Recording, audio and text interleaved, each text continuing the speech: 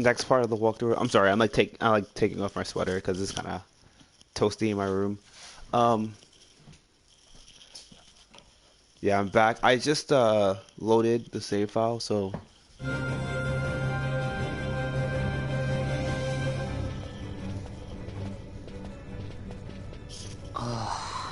Hey, you sure this rabbit hole's really the way into Arcades?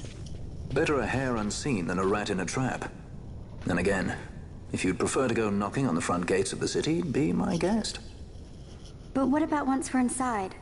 Won't the city watch find us? We'll do what we can to blend into the crowd. Our names may be notorious, but our faces are not far known. True, true. You're a princess and we didn't even recognize you. I noticed.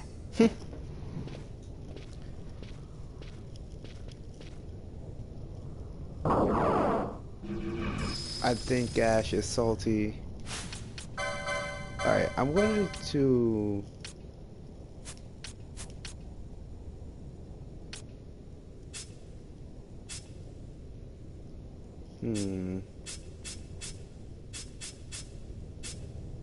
I need a better weapon for Ash. She's kind of... But I guess she's like tanky, so it's not that bad.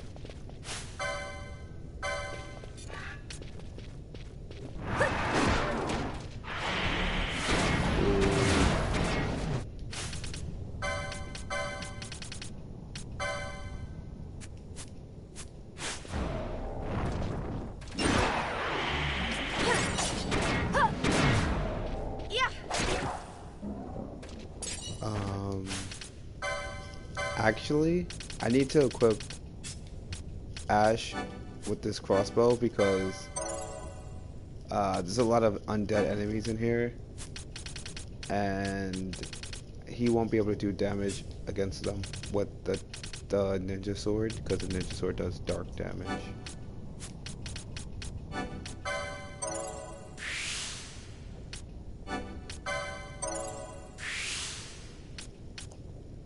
Oh, shield block chance, that's cool.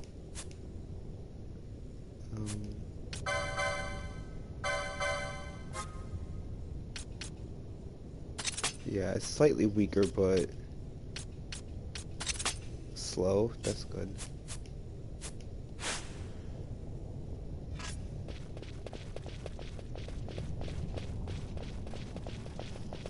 I wish I had float, but I guess I just don't know where it is.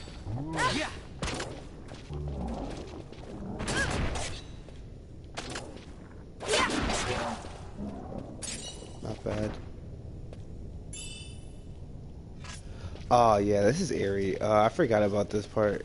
This like specific area doesn't have music, and that's incredibly eerie for this game because like there's music everywhere.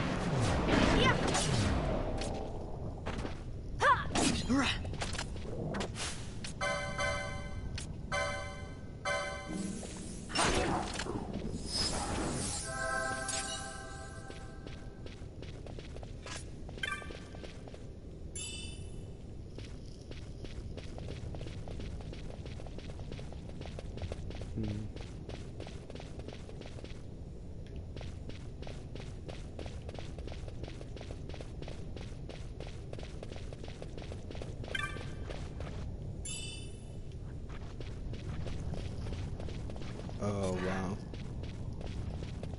Yeah.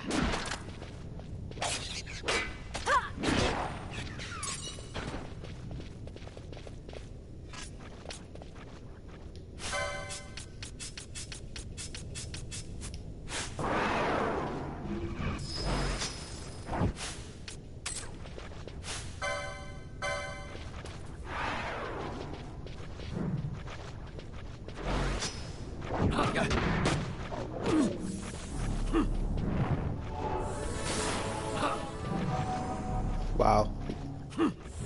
No, okay. That was wow, he kinda dodged a lot of those attacks. I've been watching Fate Demonic Front, which is really good.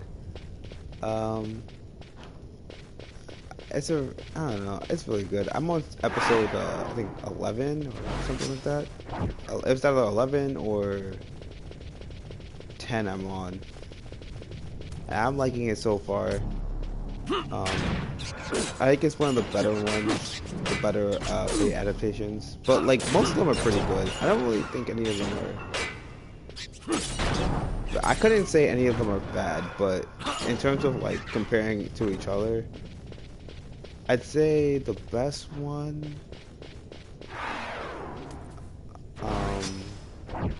I like Fate Apocrypha a lot. That's like one of my favorites. I don't like. I know people typically like Fate Zero. A lot of people like Fate Zero, but like for me personally, it's just way too dark. Yes, use the key. It's not. It's like if you take it into account of it being. Is there a cutscene here, or is it just? Oh yeah, there is.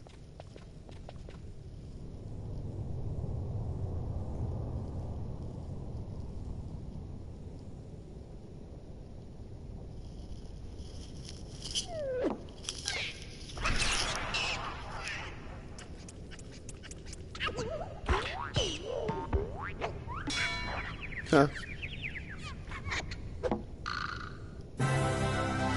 Oh, hey. These things are so annoying. I'm gonna have to change my gambits up, so,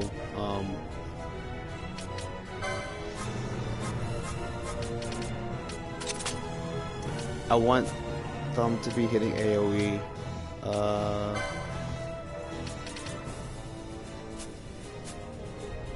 Yeah, this for now.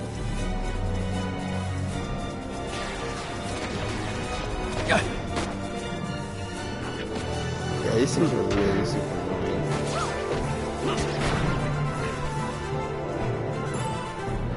Cool. Okay.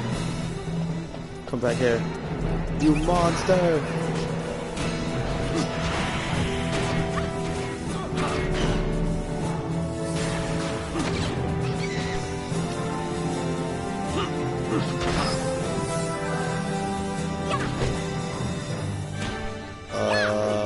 The parry is high. Yeah, okay, so come together. Let me AoE you guys.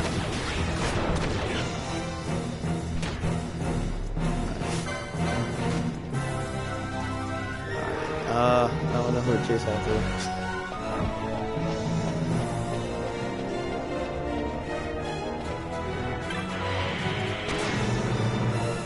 Nice block.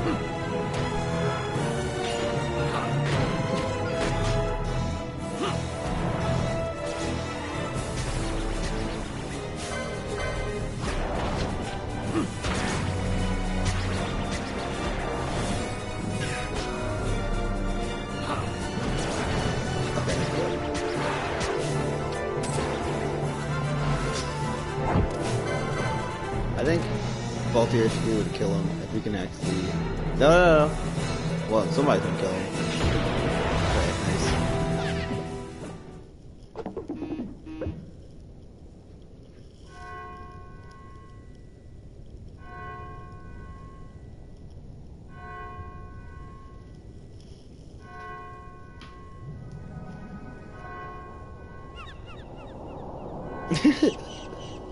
The ghost of onions past.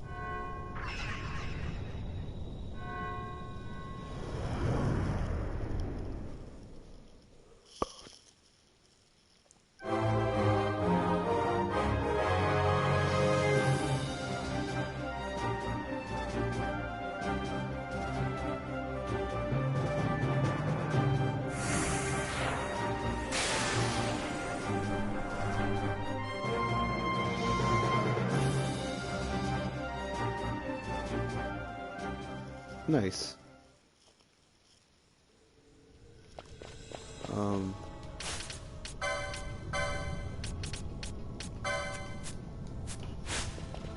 I don't need that right now. What was I saying? Before I was rudely interrupted by these little munchkins. Munchkins, sir, I guess. Wait, let's like explore a little bit.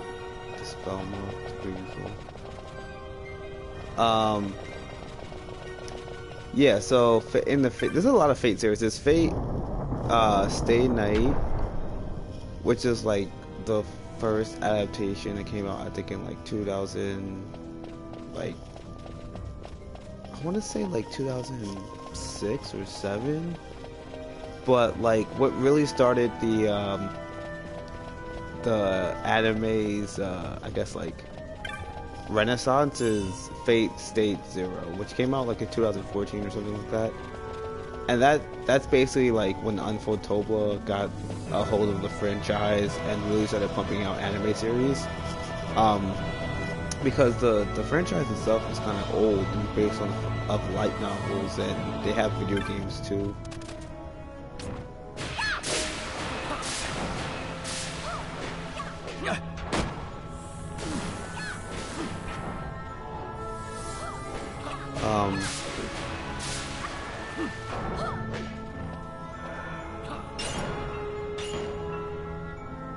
Neat.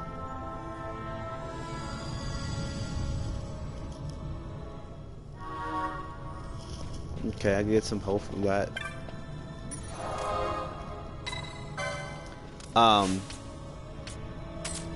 Yeah, so they got Fate Zero, Fate Unlimited Blade Works, then Apocrypha, if I remember correctly, there's the Demonic Front, but then there's also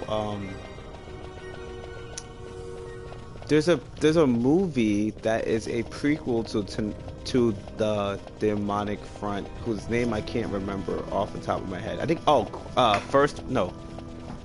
it's not First Order. I think it's Grand Order is the name of the movie. Then there's Apocrypha. There's this End Code or something like that. It's about like it's a Netflix one. It's like how should I put this? I don't know how to put it. Wait, let me just look. Let me look at the name real quick.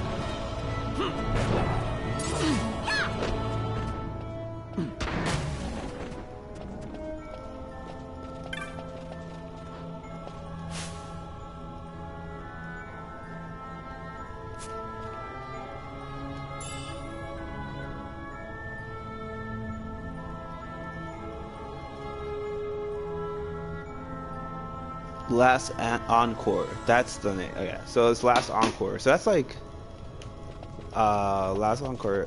Last Encore I actually like a lot, but it's kind of I don't think it's not really convoluted, but there is one part of the series there's like a mini arc in the series that is incredibly convoluted. But I just blame that on it being written by the people who made Madoka Magica. I watched like the very first one of Madoka Magica, and I liked it, but I'm not like a fan of the franchise or anything. I just like the first season, I guess. But I guess I don't guess. I actually looked it up, but there are like some people who worked on Madoka Magica that worked on Last Encore. So like you could especially see the influences that they have on each other, or I guess just Madoka has on Encore. But that was like kind of weird. But overall, I think it's a good series. But I think my favorite by far is and it is not even. There's like also other Fate stuff that's not called Fate. Like there's Lord El Malloy, which is actually really good. I like that one. That's actually I want to put down as my favorite. Cause it's kind of like it's not like a hero's journey, sort of say, like most of the Fate series are.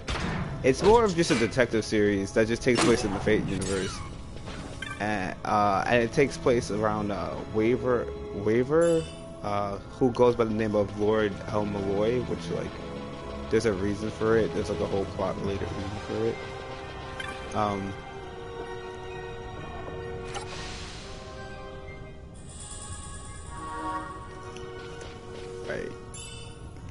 So I am.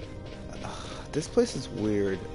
There's a waterfall. I got the map now, so I'm going to talk about this game because I need this map for something. There's this waterfall puzzle that basically, depending on where you go in and go out of on the map, you're gonna get like different waterfalls, different locations, which open up different paths, and there's a technique here that I want to get that I don't know how to get it, and I'm not entirely sure if I'm gonna have to do a puzzle to get it, but hopefully I'll be able to figure that out. If not, I'll just like Google it.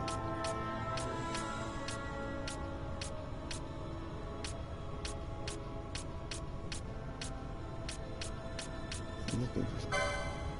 I need to buy more of these Chrono Steers.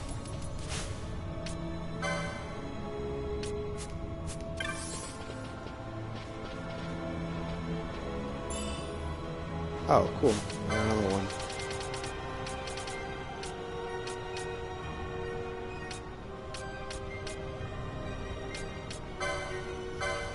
I have gravity modes, and I wonder if I use a gravity mode, if it will have a higher chance of hitting, like if it will have a 100% chance. Cause wait, let's see.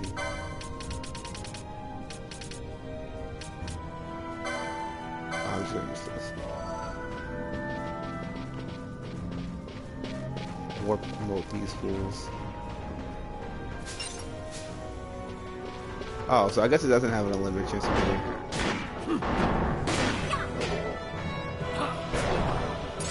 That's interesting. Wait, so if I use warp on people, I lose my chain even if I don't get XP? Because that kind of sucks.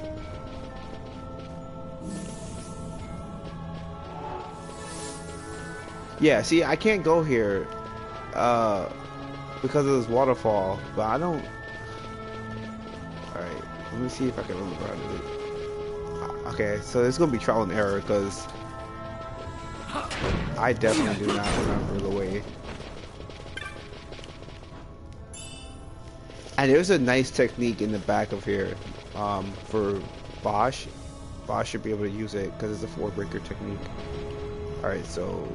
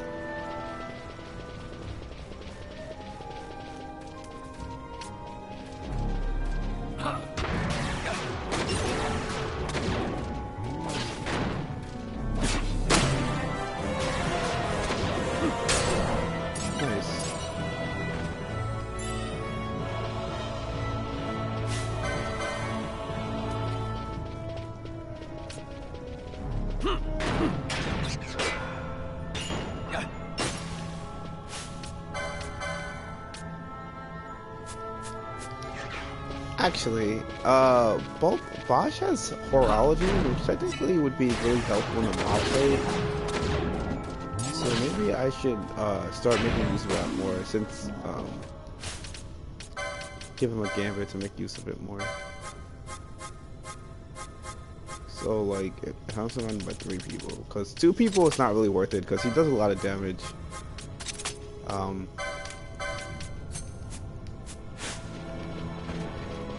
There's a lot of single target damage. Plus he's a tank, so like it's better if he just focuses on one person. But if he's getting mobbed,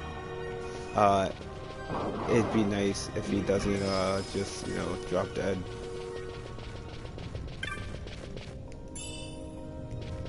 I don't know how to do this. I really want to do this. Okay, wait. I'm going to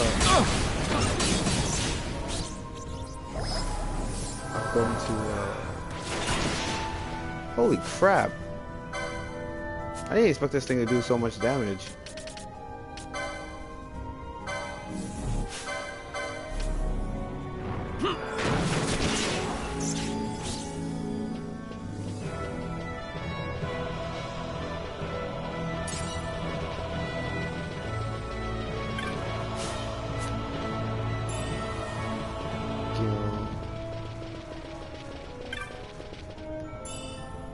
High potion.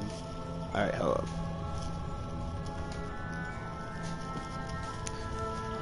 First, let me look at my book to make sure this thing is here and I'm not just looking for something that doesn't exist. Oh no!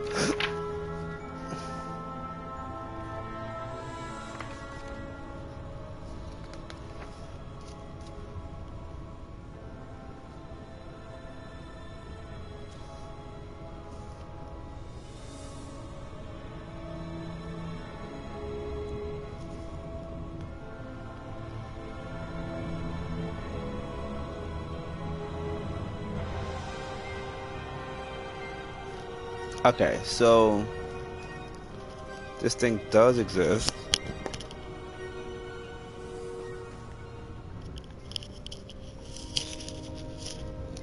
And I know exactly where it is. Now I just gotta figure out how to get there.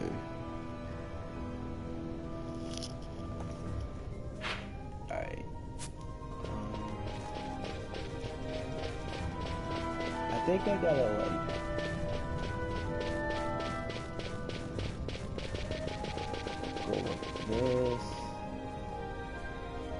Alright, I want to try this, and if it doesn't work, then I'm gonna like this go.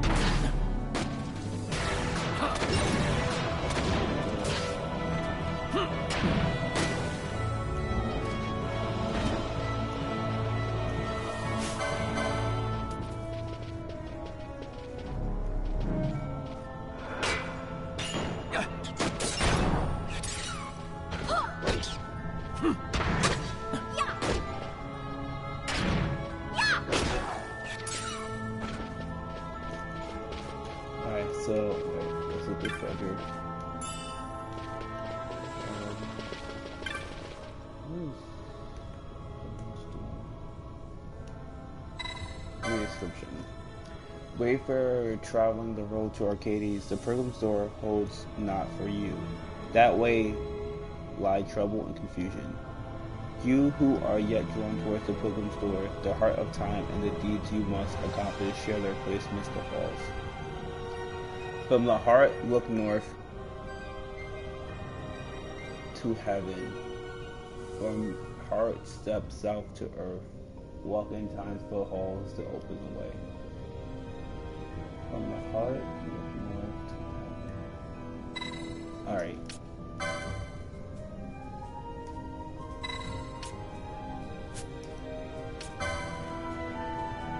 Alright. From the heart, look north to heaven.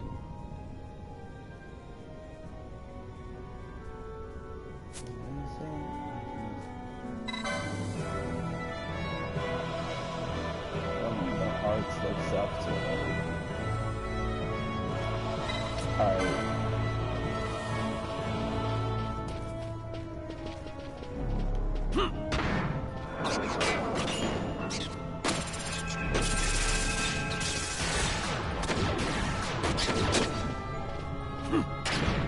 I think I'm not gonna.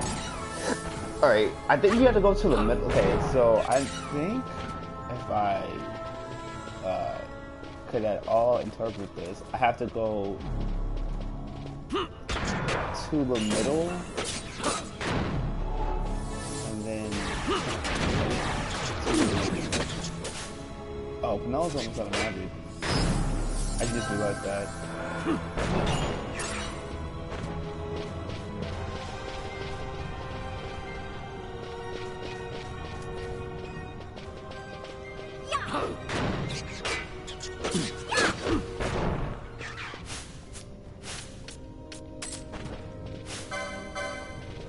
Okay, I'll just have it attack.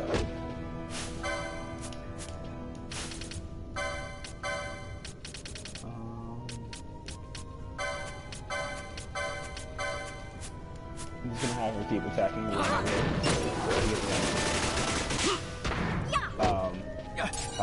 MP back.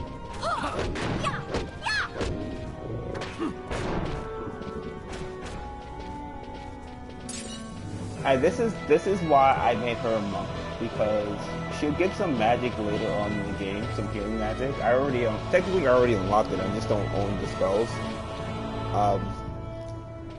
Because Kirja is the strongest spell in the game. So, is it from the heart? Look, what?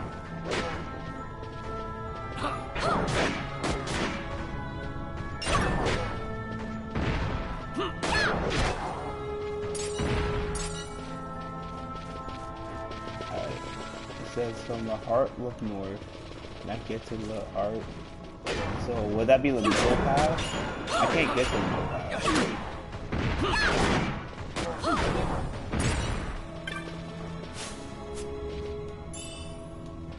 Right, so maybe I had to go up this one.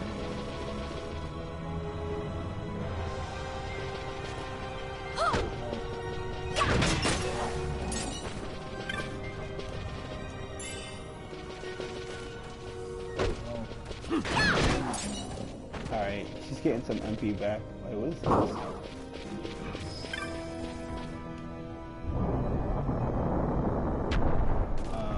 Okay. That's crazy. Why is his head on ice? Ah, she's dying now.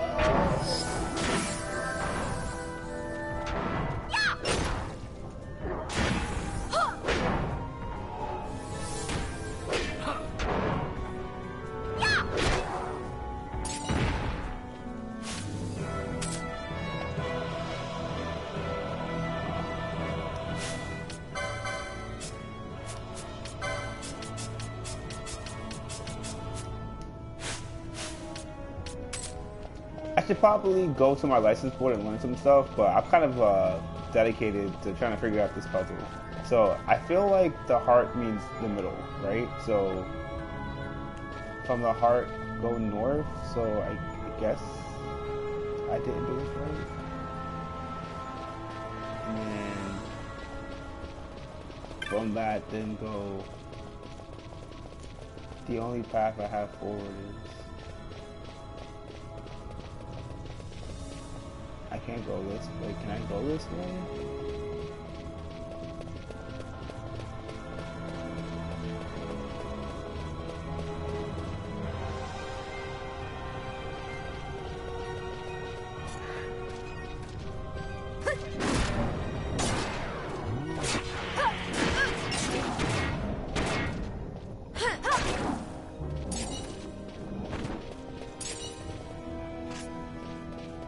Oh.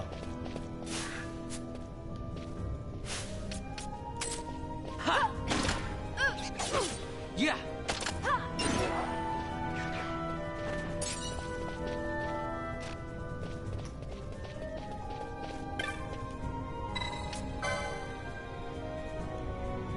All right, I'm gonna look at this book.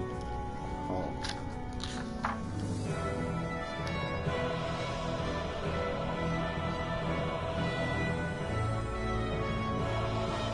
In the exam of the career map, there's no small changes to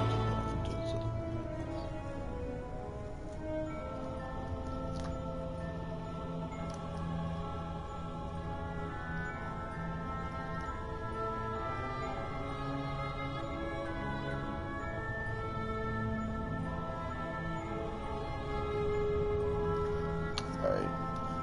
Let's see. The best way to describe the route is briefly with the map, so.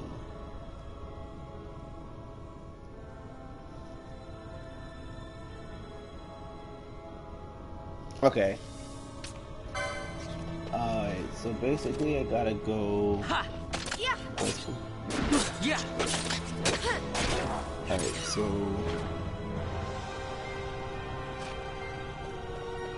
Alright. So the first move is. I gotta. Get out of here. Oh, got it.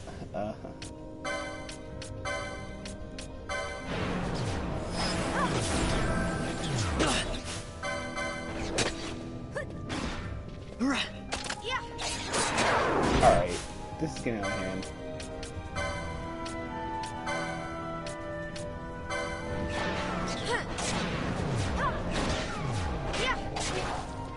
Oh, I guess I don't need to do that.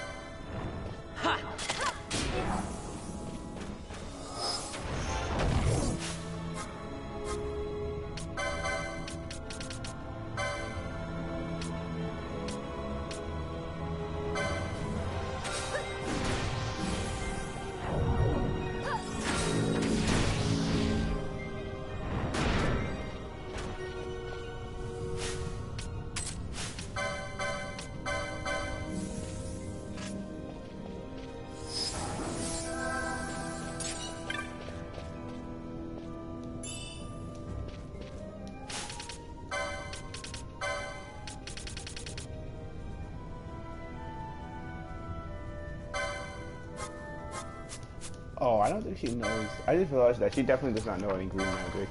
Alright, so, I'm still trying to just get these, accessories locked. So that's what I'm gonna focus on right now.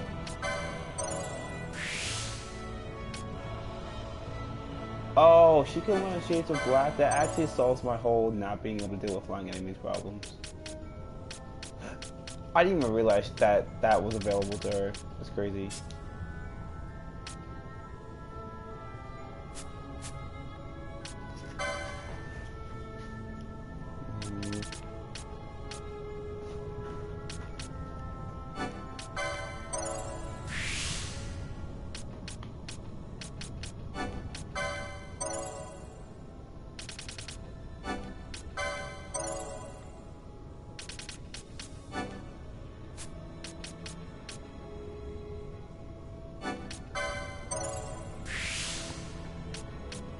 Yeah, I'm just trying to get her health up because she's starting to take damage and her health isn't that high.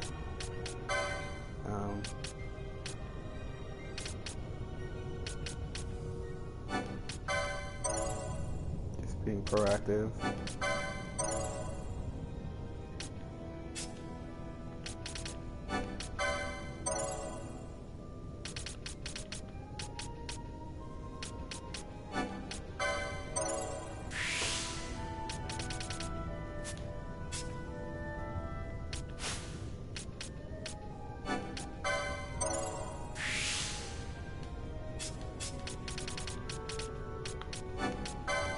This will be great because this increases the damage. Wait, are these all just magic wars? Oh yeah, oh my god.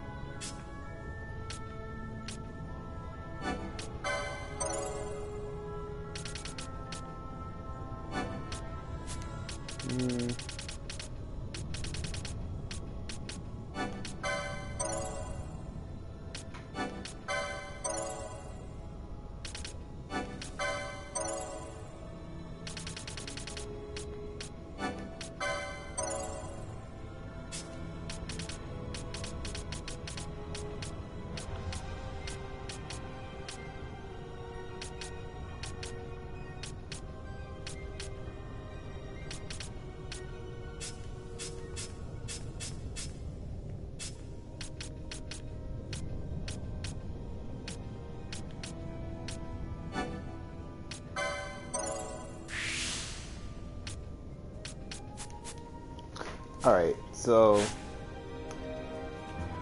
I actually want to keep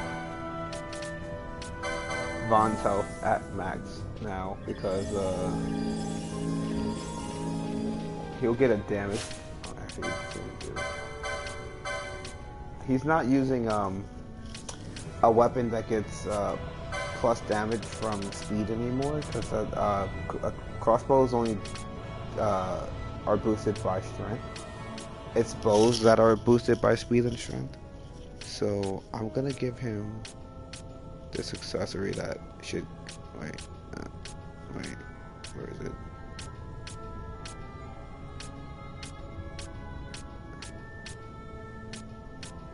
Razor strength. Oh, he can't equip it? Oh, it sucks. Alright. Well, he'll be doing damage higher when he has full health, so I want to keep his health full. I actually want to cast regen on him too, so that it stays, like if he gets hit, it still goes back up.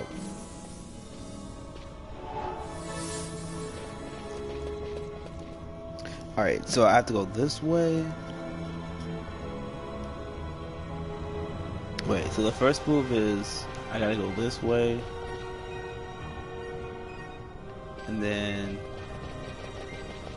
I gotta go like this.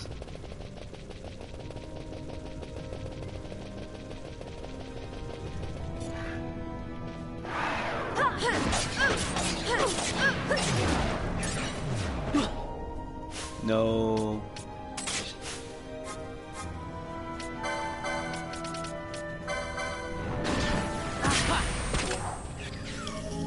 Alright, actually I need to use decoy now.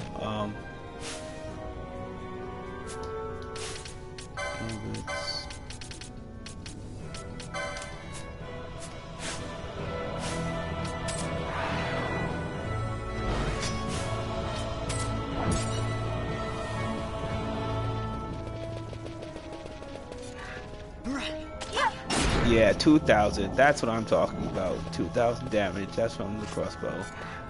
That's how much damage he gets plus from having full health. Oh, I guess 2,000 was hitting high, but that's still a lot of damage. That's like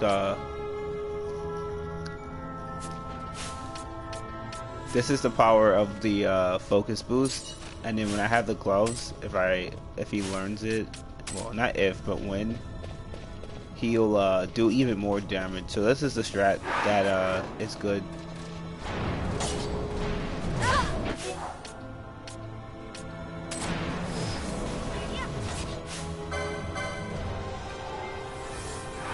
Yeah.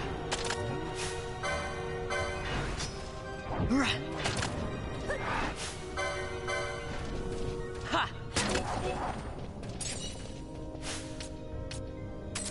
So yeah, focus isn't that great for melee characters, but it's really good for ranged weapon dealers, or even if you're gonna have your oh, perfect. And it's also good for like if you're gonna use magic dealers. There's Serenity, which is basically increases your magic power. Yeah, this is the first move. The second move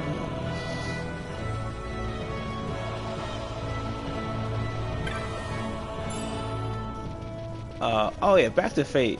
Fate Encore is really nice. The thing is, my issue with the Fate Encore, even more so than Fate Grand Order or Fate, is that it just is a story that is told in isolation of everything else that's happening in like it's just a story told in isolation of the things that happen in the other series. Fate Apocrypha, while like the Fate series is known for having like multiple timelines or whatever, like that's like or like maybe not timelines, but like time paradoxes. Like it's like a very normal thing. And even like the concept of the Holy Grail War, which is like a big part of the Fate series, like it's inherently considered a time paradox because like figures from history end up in the present. But like Fate Encore is just like weird. Like it's just really weird. It's a really weird show with a main character that technically isn't like that. Technically doesn't have an identity. Wait, am I doing this right?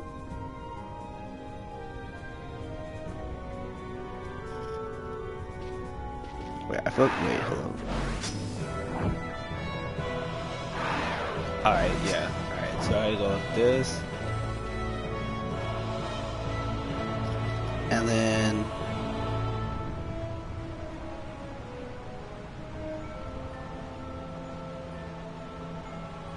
wait, hold on.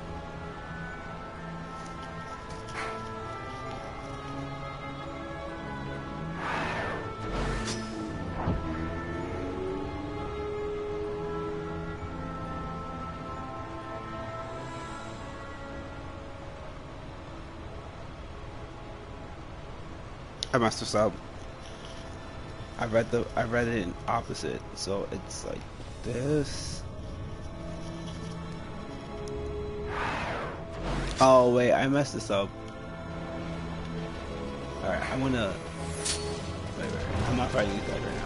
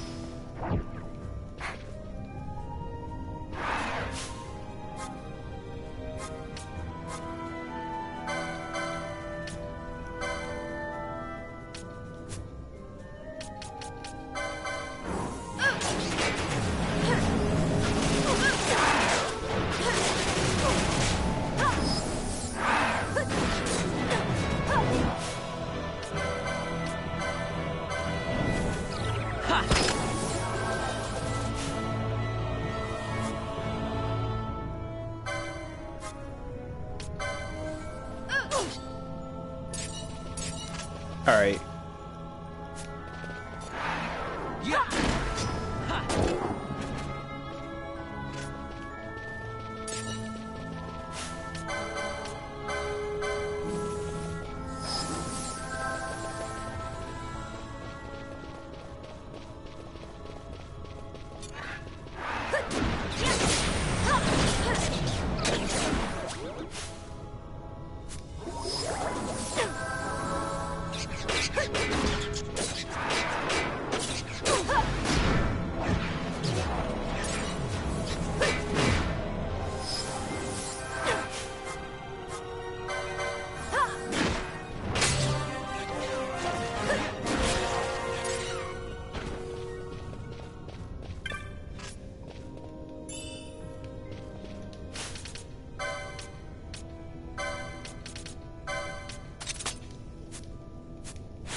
Alright, so it's this way. I think I like Fate Apocrypha the most because it feels like a war. It's the only one with the Holy Grail War that feels like an actual war and doesn't feel like just a lot of people having personal problems with each other. Because like I know people like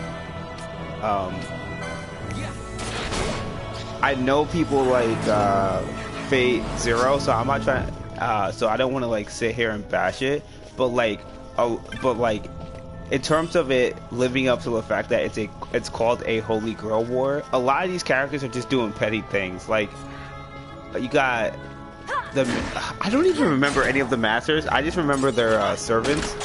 But you have the master of Archer, who's Rin's dad, the Tosaka, the Tosaka head. Who, well, I mean, he's not the head anymore at the end of it 'cause he's dead. But like, his entire like mentality is petty, and he's just like, yeah, I need to make sure that my family does the best but like, he believes in honor, but he's not an honorable person. Like, he does a lot, like, so it's like his philosophy literally not literally, but like figuratively and metaphorically contradicts itself a lot. And I think that's why like Gilgamesh just like fucks with him and like makes fun of him all the time, because it's like you claim to be like this moral arbiter who like that's like how he presents himself, as like this person of high moral and like outstanding class. But like he does a lot of despicable things to his family, and then like when people question it on him, he's like, "Oh, but I'm a mage. This is what we do." And then everyone just looks at him like, "Oh, okay, I guess. I mean, you're rich. We're not gonna really fight you on this."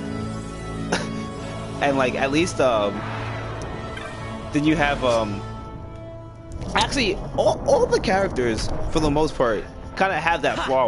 Like all the masters anyway kind of have that flaw, except for the master of the magician, I forgot his name.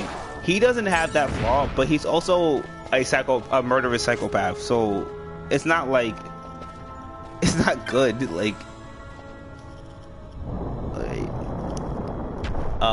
because he is genuine in his morality of just killing people, but like at the same time he's literally out there just killing kids for the sake of it, like not even to get anything out of it. He's like, yeah, I'm just gonna kill these kids, and because it's fun. Like then you have the Lancer Archer who like I don't even like he just like pretends to be stronger than he actually is, and then looks down on people for being weak. But like he kind of gets OHKO'd like immediately in his first fight by the Saber Master, and the Saber Master is just a cheat. Like he's just like he's kind of just like an infidel. Like I don't even like I know it's like kind of messed up to say, but like he's a person who like claims to believe in justice, but none of his action. But like, and he claims that he wishes to how should I put this, like he wishes to solve the world's problems by being all the evil in the world, which which is funny because like it's not like for saying that and for saying that he believes in like he's more evil than most of the characters, cause like yeah, he doesn't kill random civilians, but like everyone who knows him kind of suffers based on his actions directly. Like his wife, like he's just out here cheating on his wife, and like I think the reason given for it in the books or like the supplementary material is that he's like preparing himself to be able to murder his wife, because his wife is like the holy grail vessel, and doing that will result in her death. And I'm just like, so you're just part of the problem. Like you're literally just part of the problem. It's actually kind of ridiculous. And then and then also the wife of the Lancer Master just is blatantly abusive. Like I remember her just abusing him to get the crest, the magic crest. Where am I need to go through. And she's clearly not with him for any sort of like she's just with him for the sake of power. And he is under the impression that she's not, but he lives by the mage. Like he claims that the Mage's Code is the most important thing ever, but like the Mage's Code, like all the other mages marry for power, but he's not okay with marrying for power. But at least the other mages, like even though the Sosaka, like he claims to be a family man and that he's doing this for his family, but he's really just doing this for power. Like the Lancer servant claims to be doing everything for power. Well, at least the male one claims to be doing it for power, but he's really just doing it for love. While cause like he basically just like he literally is like, yo, he like goes to his servant who's like who's like not even a human. He's like a physical manifestation of like morals basically. And it's like, yo, like, are you trying to steal my wife? And he's just like, no, like, why would I try to steal your wife? And then his wife tries to like starts abusing him, and he's like, yeah, you were trying to steal my wife. I'm like, yo, bro, your wife is just crazy. Like, and everyone just dies. And it's like weird because the only two characters who are actually in of the 7 masters, the only characters that have like how should I put this? The only masters that act unhypocritically to their like morals, or I guess compared. Okay, how should I put this? The servants are supposed to represent the moral fiber of a character, right? Because they're summoned based off of like. They're summoned based off of like the wishes of the master. So I think there's a very fair argument to be had that masters the like it's like the yin and the yang concept where like the summoned servant represents like the inner, I guess, desires or morality of each servant. There's only 3 characters who act or at least attempt to act in accordance with their morals, and that's Waver, the master for the magician servant, and the master for the assassin servant. And that's not a good thing because Waver's a kid, so he doesn't have the ability to live up to his morals because he's like still forming them. Well, not forming them, but still forming his ability to act on them. And then the magician, as I said, the magician's master is just a murderous psychopath. And then as for the assassin, he is just, how should I put this?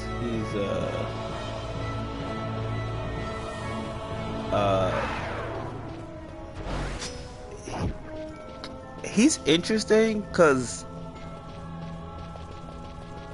he's not really any more evil than any of the other characters. Alright, I gotta go.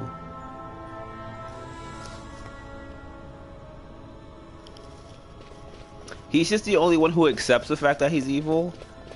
Like if you think about what he does compared to like what everyone else does, he definitely causes the least amount of harm. Like he backstabs his master, but like, which is like not cool, but like compared to that, he doesn't really do anything. He just like he backstabs his master and then he wins the war. And then the Holy Grail is like, yeah, every single person involved in this war is evil, so we're just gonna destroy this area and like make a clean slate. But he didn't like he's not really evil, or really doesn't. He's not really like incredibly like destructively evil until Unlimited Blade Works, where he tries to like kill the daughter of his ex-master. But like that's just pettiness at that point. That's not like true villainy.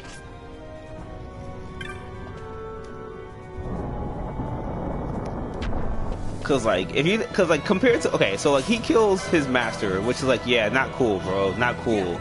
Like this guy gave you I guess a job. I don't really want to say a home, but he definitely gave him a job.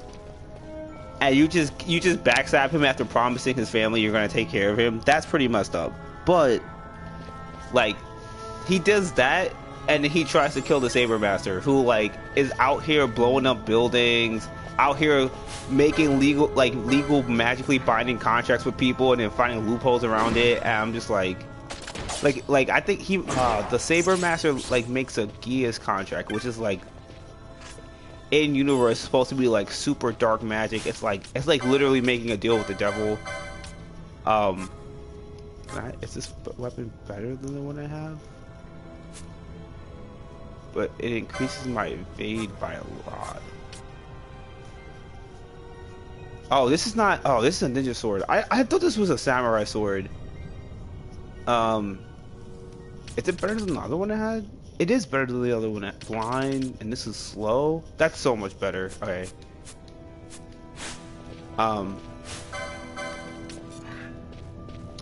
But what I was going back to? Yeah. So,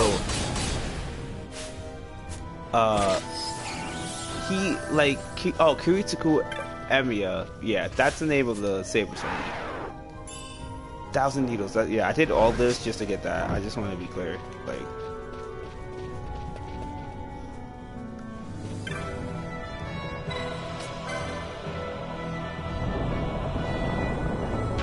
yeah, all this was worth it. Mega Elixir. Yeah, this is all worth it.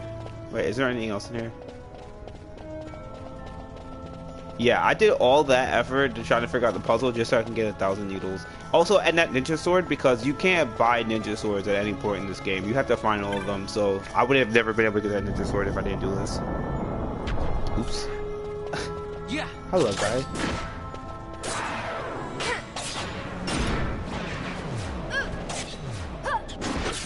I want...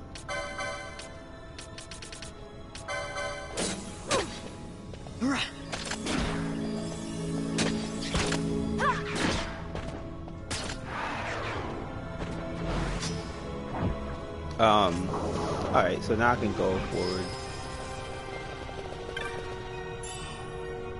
Oh wait, well, which direction is out? Technically it's the other way. Technically, I should be going the other direction.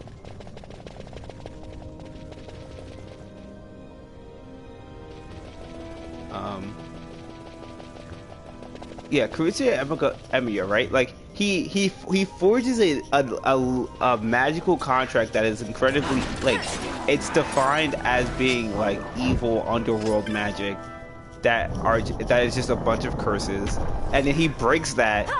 He gives his word to the man who's like basically dying because he's like in a wheelchair, and he already shot, and like it's not like there's no. It's not like this random guy, right? It's like this guy he's been fighting with. He's already shot him. He's pretty much crippled this man already. And it's like, okay, I'm gonna stop fighting you. Let's just, you know, you just give up, right? And I'll let you live. It'll be fine. And then he just lies. Like even though he's not the one who kills the man. He basically is like, oh, I'm not gonna kill you. I'm just gonna cripple you even further and then watch you bleed out. And I'm like, wow, that's messed up. Aesthetic store. Wayfarer traveling the road to Arcades. The aesthetic store holds not for you. That way lie trouble and confusion. You who are yet drawn to the aesthetic store, count out your steps and tracing suns around. At journey's end, the door breaks. What?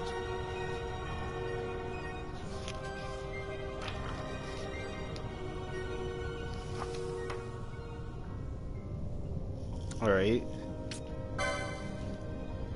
Alright, well, I guess that didn't work. I don't know what that is. Maybe I have to come back to it later.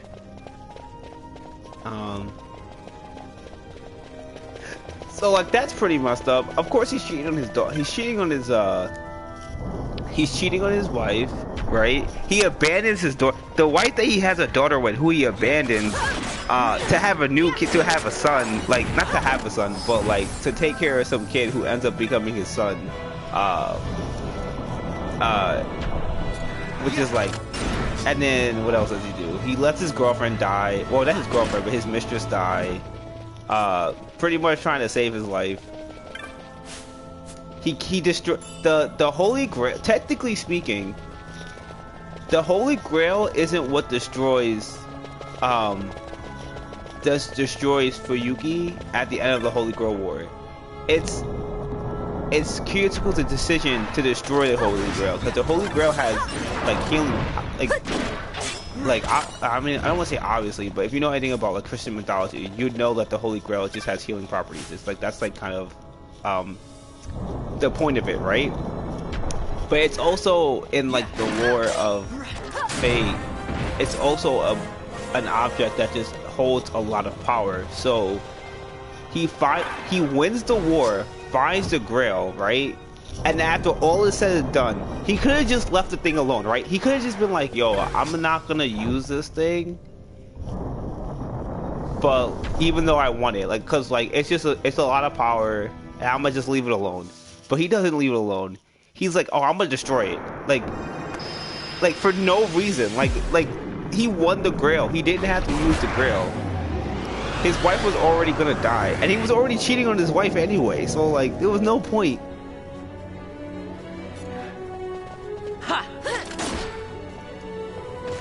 And this is why I think, and this is why this is why it's not my favorite, but I don't think it's bad, because like all the characters in the show, like they're petty, and their pettiness destroys the world around them, like incredibly so. The Berserker servant, whose name I can't remember, but it's a Mato. I know his last name is Mato. He like, what does he do? Okay, so like his whole reason for joining the war is like, oh, my sister is being she's being forced to marry somebody she doesn't love, or something like that, right? And then his sister's like, nah, it's okay, like it sucks, but like I'm not gonna, like, it sucks, but it's okay, like just leave it alone, just like, right? And he's like, oh well, why should I leave it alone? Like, you're my sister. I wanna like, I don't even know what his goal is, because like he goes back to the family who he hates.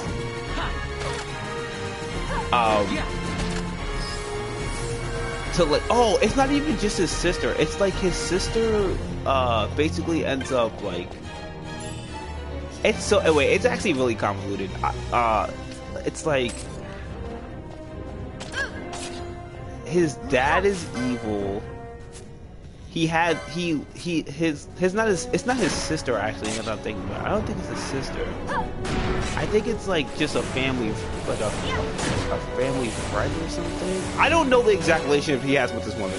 Or I just know what the reasons for why he did what he did. So basically, he was in love with this chick, and she chose somebody else. She chose Tosaka. The Tosaka head, who would be Rin's father. So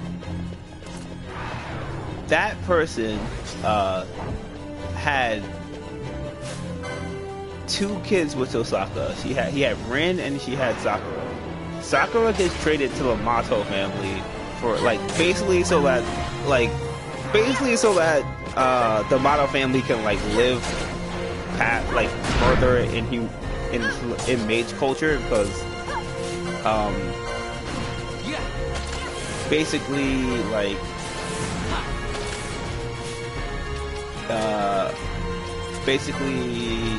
the Mato family is like dying off, so they need an arranged marriage to keep it alive, because like they can't, well, not like they don't, like, it's like, you know, your family didn't produce any strong heirs, and they're not just like finding mates on their own, so they created so like they took the daughter in some type of backwards like slave trade deal. They took Sakura so that she would be part of the family line and maintain the integrity of like the Mato family.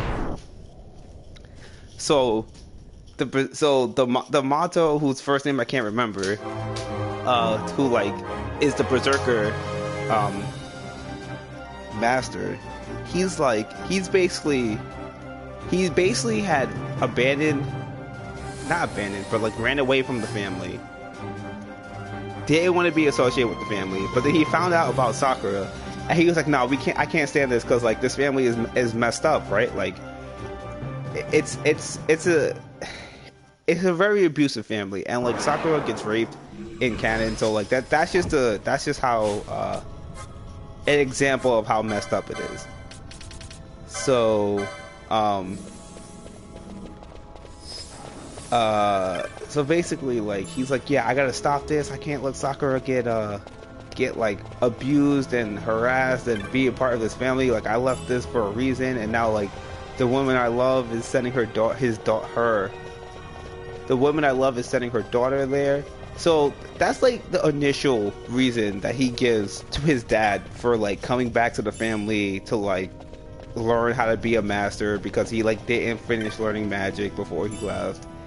And then his dad just like destroys his like this dad just destroys his soul. It's like he was a handsome looking man with a bright future, and then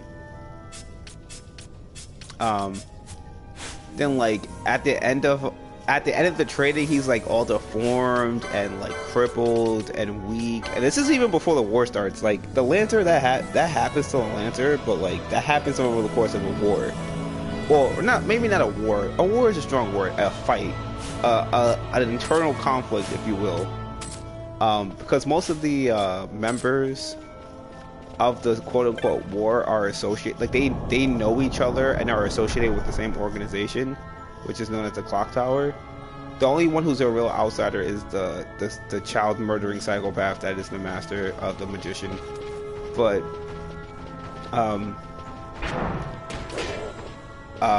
so excuse me.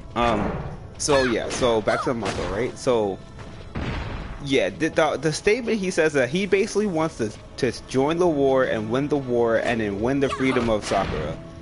And then but then like anytime Sosaka shows up, he doesn't try to make a deal to like for Sakura's safety, because Sosaka, the master of Archer, is like, oh, I'm just gonna let my daughter get suffer, because like, yeah, it sucks, but we can only have one. I to this day I don't understand why he had this mentality, but basically he's like, oh, only one of my daughters can inherit my wealth, because wealth in the Magic Society is like you give them like basically like a crust.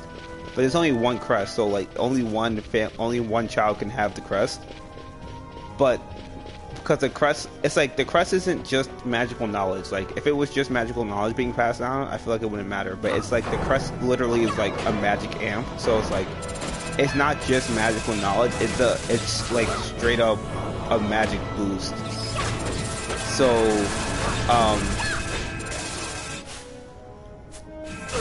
oh no. Alright. I should put this on.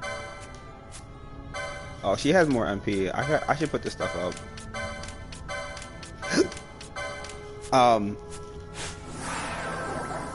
Yeah, so the magic crest isn't just like a magic boost, it's like, well, it's a magic boost, but it's also magic knowledge. And then also a lot of the magic families are rich, so like that's another thing to consider. But basically Tosaka's like entire philosophy is like, I can't have two children because only one of them can have magic. Well, not can have magic, but can have the best magic. It's not just that only one of them can have magic. It's that only one of them can have the best magic. So he's willing to sacrifice one, like literally, because the Matos use sacrificial magic. This is something that everyone knows. He's willing to like literally sacrifice his daughter for the sake of the other one. So like he's operating from a place of, I don't really care about my daughter. Like I just care about the principles behind what my daughter represents. Like I care about having a strong family. I don't care about my daughter that I birthed though. But he makes the claim that he cares about his daughter. So Mato is like, oh, I care about your daughter, but it's kind of clear that he's jealous of the fact that this girl that he loves ended up with Tosaka, because like he doesn't talk about Sakura, and like the deal he makes with his father allows his father to just like quite literally torture Sakura in the meantime. Like it's not like Sakura is safe while he's at war. Sakura is actively being tortured. So like the deal he makes doesn't even ensure Sakura's safety. It just ensures Mato's ability to fight. and then when he meets Tosaka, he doesn't try to like be like, oh, let's just overthrow the Matos, right? Like let's just, cause like they're a dying family anyway. Let's just overthrow the Matos, and that way you don't have to like, you know, have your daughter sacrificed. He's just like, nah, I gotta kill you. I gotta kill the father of this girl that I claim to love.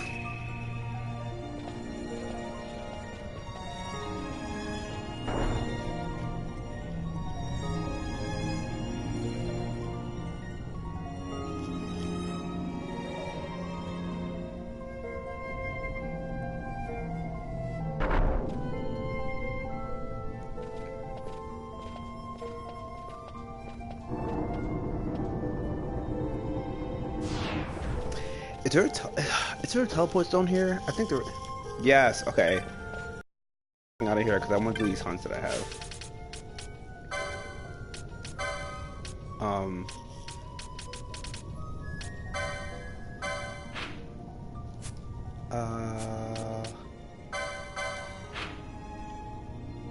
All right. Yeah.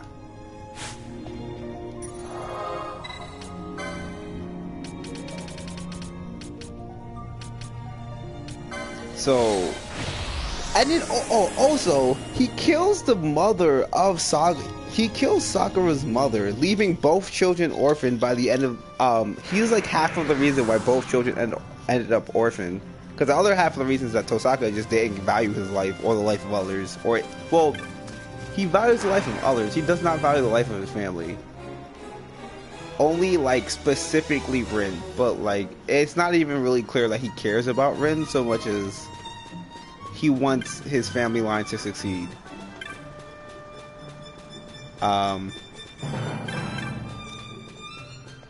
But obviously, like Rin doesn't have that idea. Like Rin doesn't ever see the dark side of her father. So cause like, I mean, he dies when she's like 10. It's not like,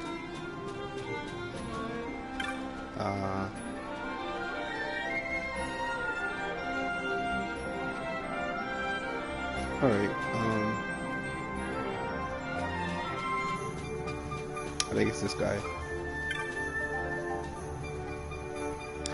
Mighty young to be hunting marks, aren't you, boy? Well, good for you, I say.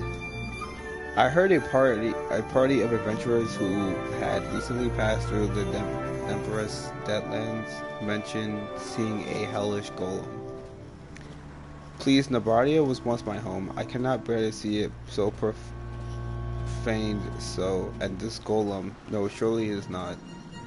Yes, I will. That's the spirit, never lose it. Now, as for this golem, it roams somewhere beyond tall grasses and a bank of thick fog. It is known as Voblin. It was my son who... No. Go now, take care. Wait.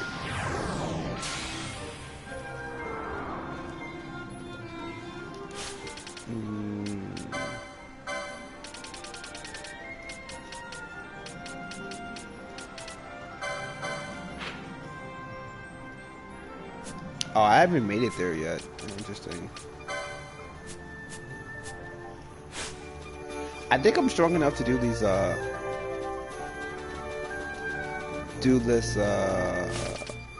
these quests in Rabanasta that I've been putting off.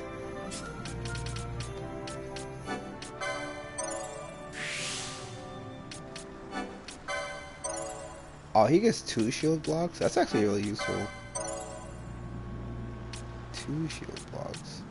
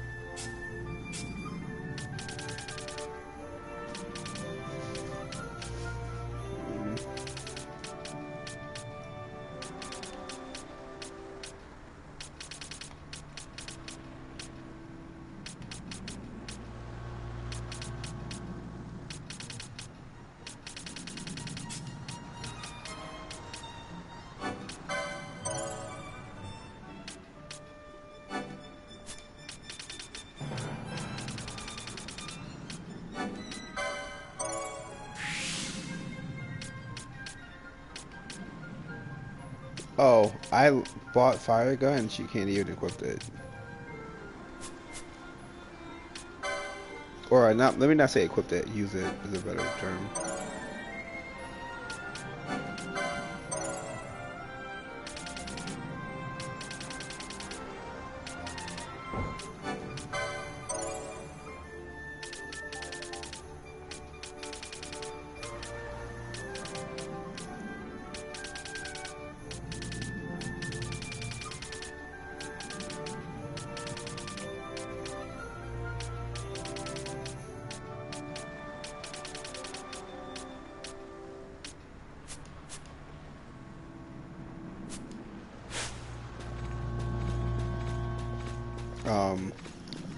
Yeah, Mato ends up killing the and then Mato ends up just kind of killing the girl.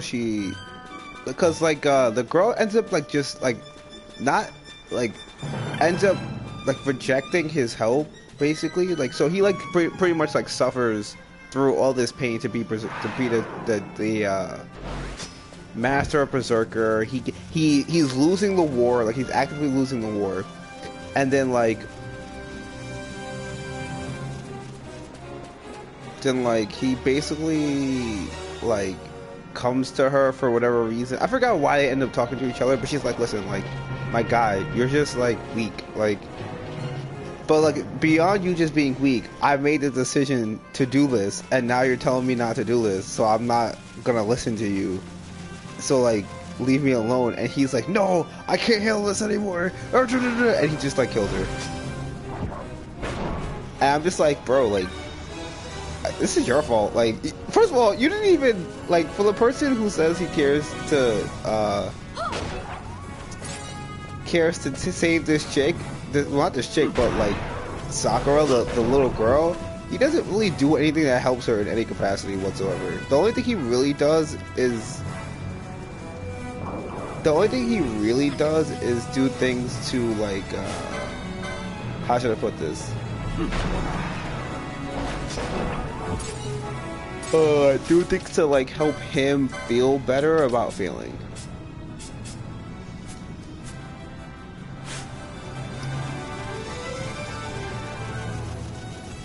Oh wait, I'm actually wait. Okay, there's a couple of things I want to do around here because before I go to Arcadia, because I'm strong enough now. One thing I want to do is this hunt. Another thing I want to do is the optional dungeon to. There's an optional dungeon that will basically how should I put this? Like give me a summon, so like it'll give me an Esper. I think it's just a level 1 Esper. I don't really. It's not like the best Esper in the game. The two really strong. There are a couple of really strong Espers, but the ones that are elements of things you can just cast like aren't that great. Like Bella, he has this one Bellis, but Bellis isn't that great because he just shoots fire magic, and like if I just want to shoot fire magic, I can just have Penelo shoot fire gun over and over again until she's tired or bored.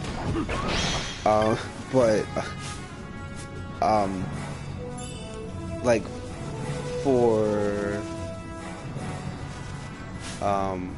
there's like summons that have water, like actual water magic, and not me just thinking it's water magic.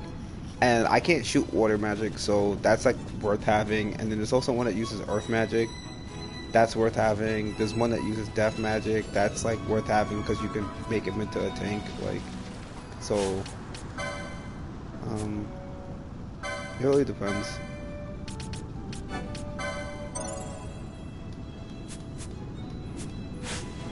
Okay, I want to buy Chronos Tears.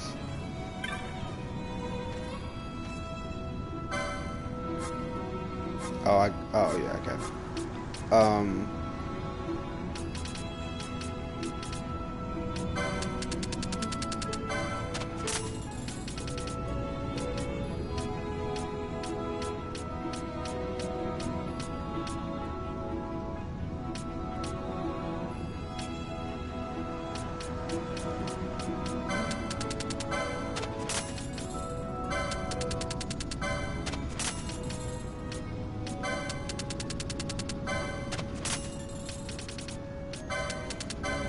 Yeah, just re-upping my stock because I realize it's starting to get low.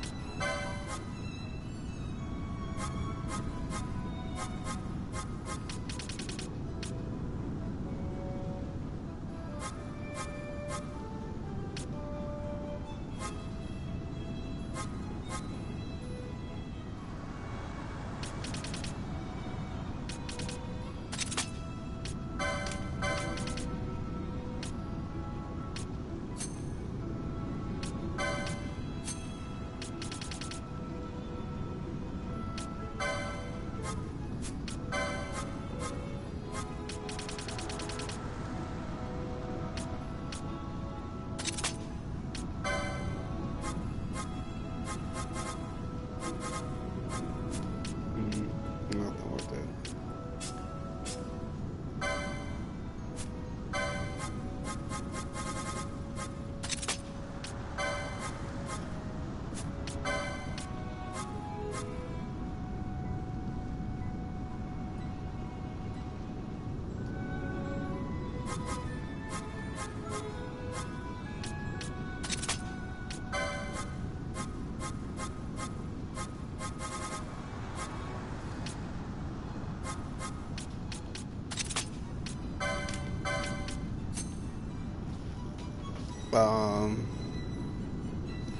Yeah.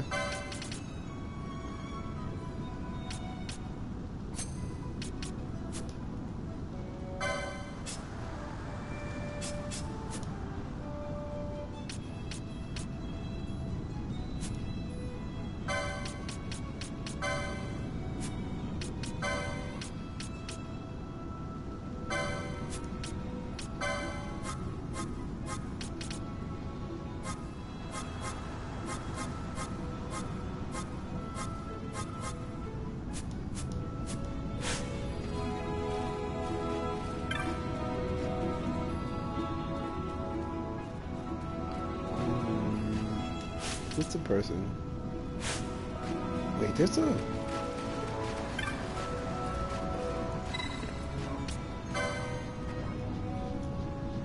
just a minute.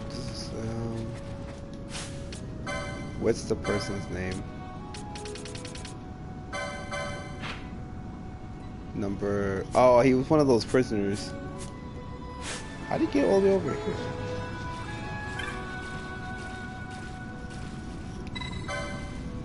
We were in Albina, weren't you? Yeah, you're the one yeah, that was me. I'm the one who went picking that fight with that guy. Then you made your escape. Am I right? No use denying it. Hell, I was a prisoner there too. Me and my buddy made our escape just after you did. Made it through one of the walls and tunneled our way out with our hands. Come out in the Barham Passage. Thought we were free. Heh. Had scarcely moved when Bloodwind swooped out of the gloom. It didn't lay any serious bites on me, but my friend number 982 weren't so lucky. I hefted him on my shoulder, jumped down in the water, and eventually washed up here. I feel like I've been given a second chance. I don't need to waste it, but first I gotta see number 982 here gets the revenge he deserves. What's annex of the Barham Passage? Yeah, sure. Why not, buddy?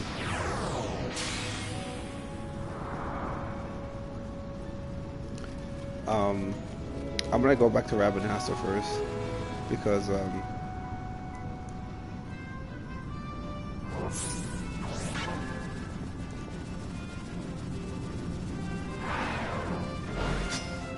I don't need this right now.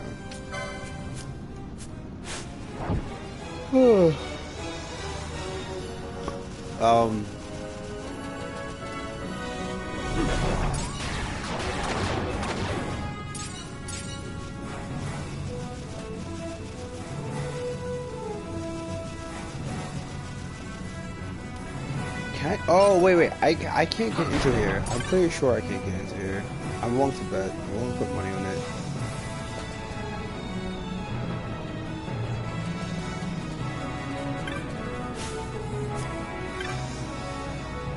The whole entrance just capable of crash and the boss is still inside. There's another entrance to Barham around here somewhere, but the boss has the key. Yeah, I can't. Okay, this is something. Wait.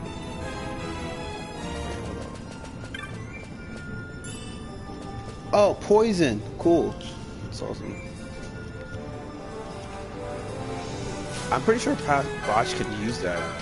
Yes, he can. Awesome. Poison is cool. Wait, hold up. There's this key that I have to get, and I've been dreading having to find this key because it was convoluted the first time.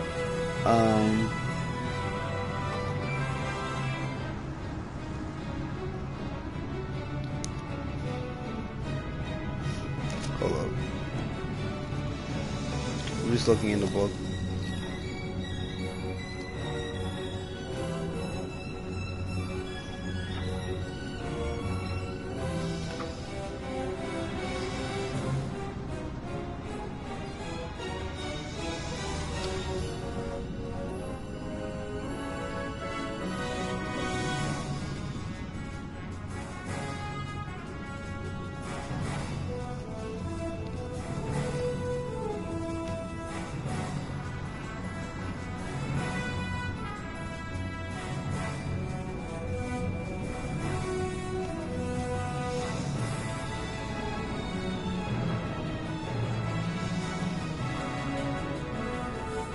Wait, what's the name of this one?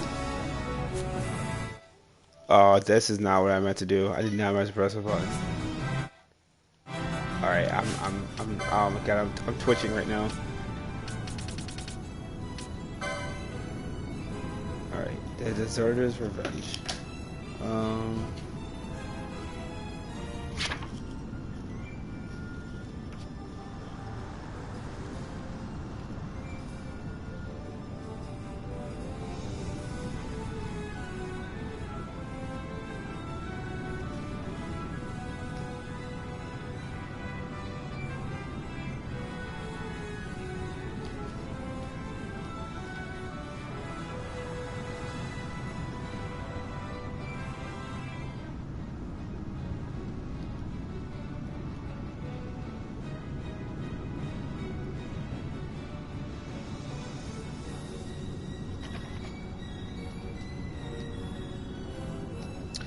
All right.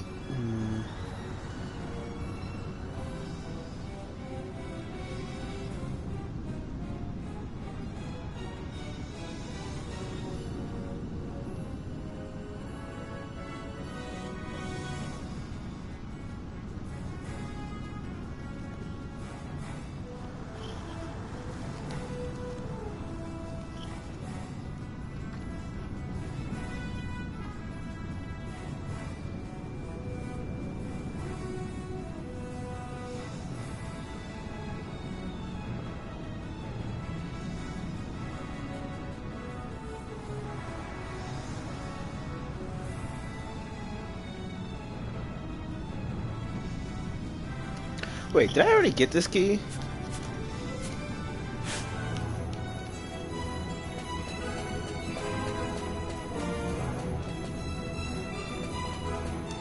Wait, I think I might already have the key. System access, no.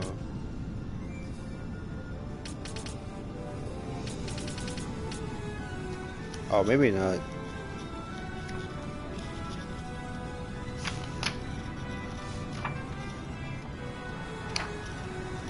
Wait, hold on.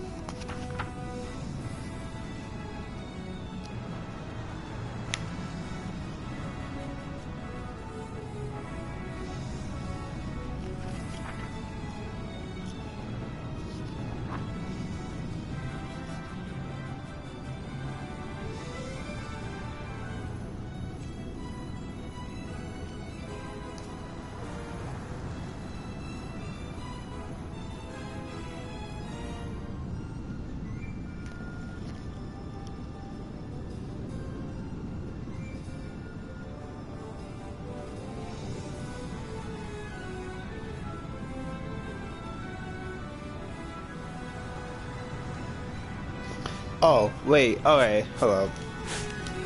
I already did the side quest. I just didn't get the. I didn't get the.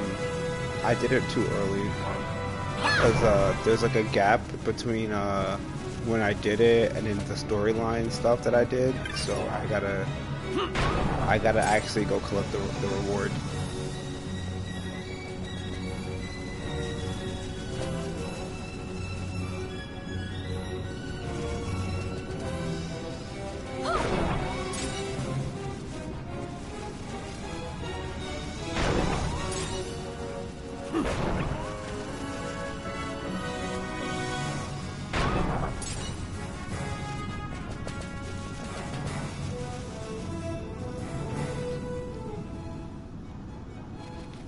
I don't think I have to go speak to the wife, right?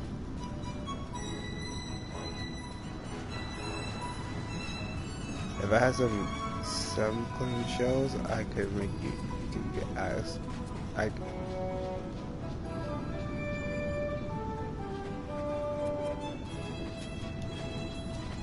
Are they like? Wait, what? Oh, I should probably read this.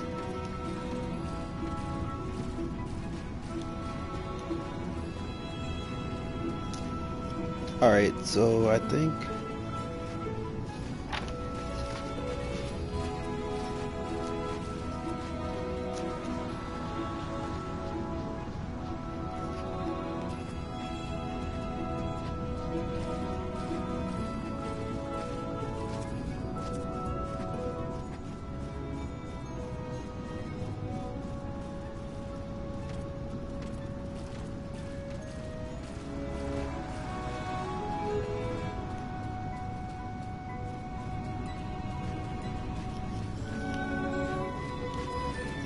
go to the other side.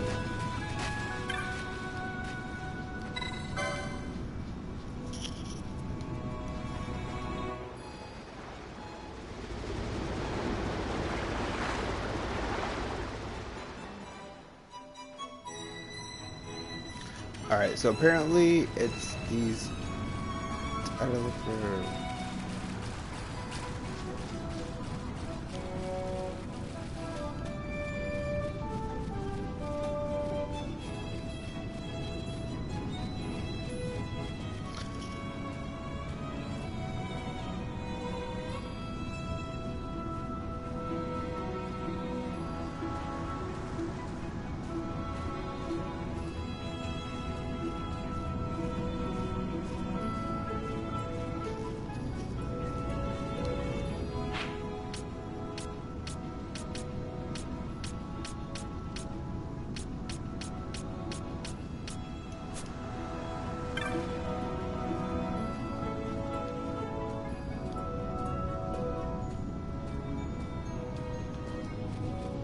But then what is this? Is there no map of this? Oh yeah.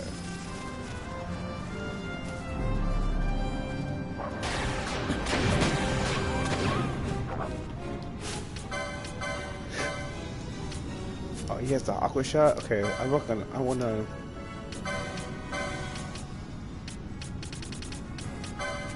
Alright. So, I gotta find something, and I don't even know where to start looking.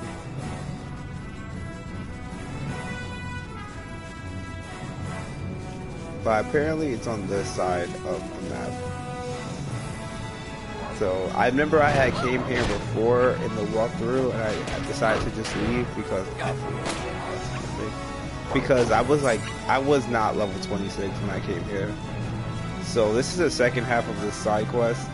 Basically, I gotta go find these shells. And I have to do the side quest before I can even do the hunt. Cause the hunt that I just got from number, whatever that prisoner's name is, like I don't remember the number. But it's behind, I need the key to open the door, but I need to do this side quest before I can get the key.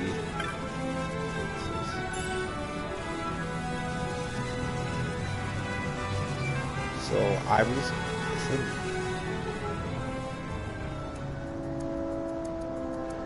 okay, well.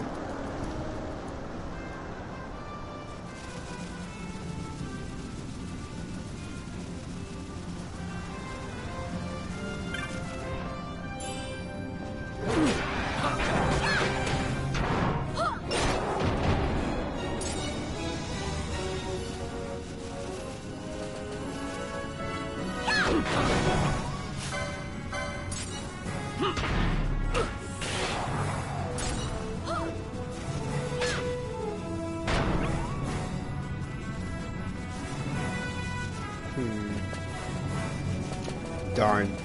This is okay. I would get really sidetracked and trying to do this now. That's okay. Alright, so here, okay, this is where I need to be. I need to basically find some stuff here. The shells are in this area. So I just gotta find the shells. I think they're like behind some trees or whatever. So yeah. Oh.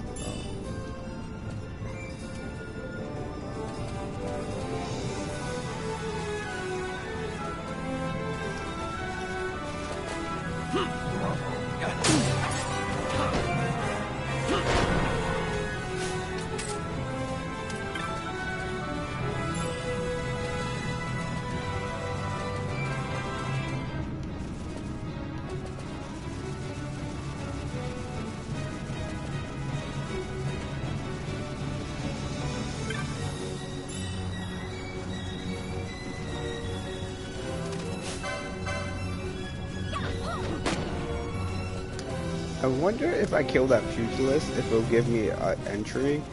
I don't really want to, cause I feel bad about it, cause he just seemed like he's chilling there. But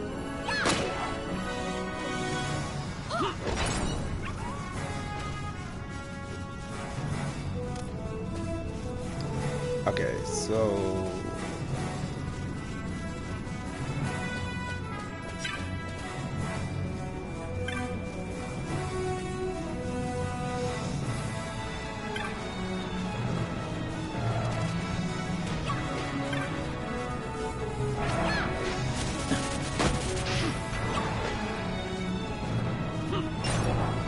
Wait, where's this thing? Okay, there's clearly something here.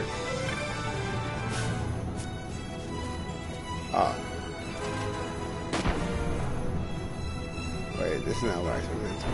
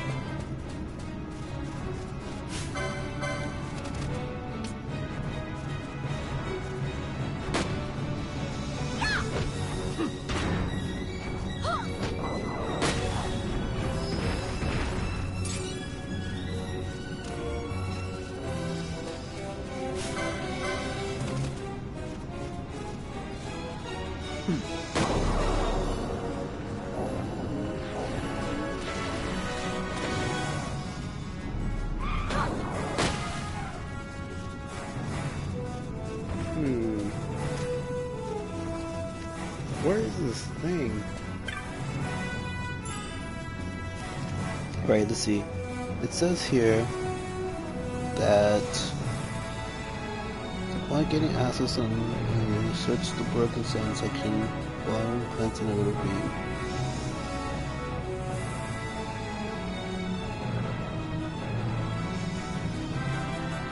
Wait, I feel like I'm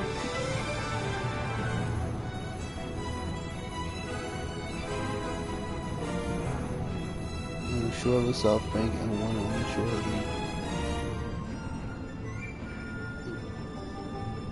the and another three. Alright.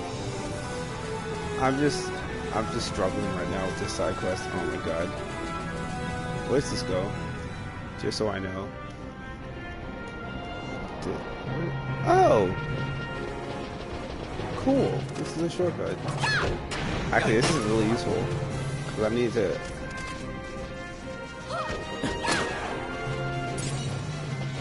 Yeah, I'm just gonna go with it. Alright, well, that's cool. That's a nice shortcut to know.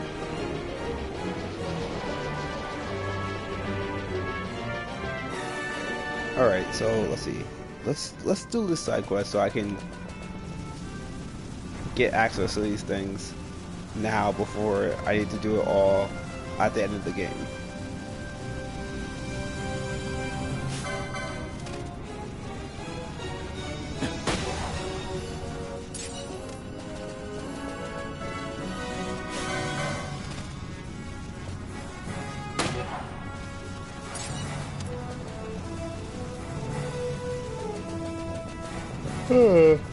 Alright, so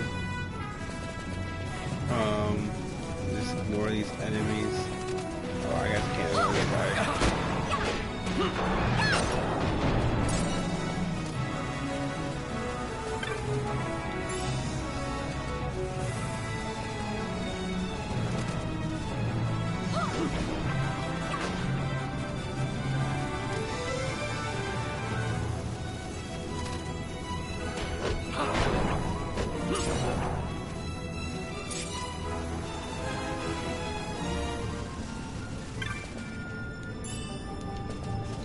Alright.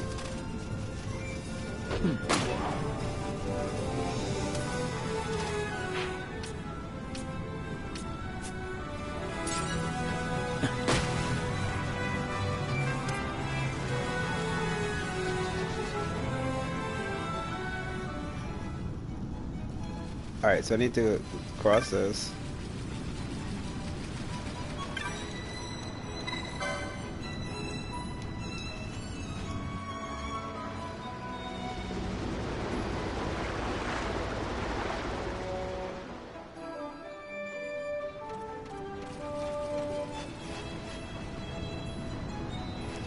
This is one. I think I only need one. I don't really care about the reward.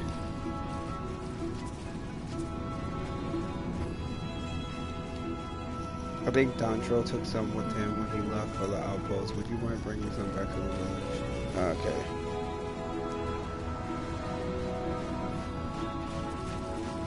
Alright, now I gotta go all the way back over there. It'd be really nice if I had a chocobo.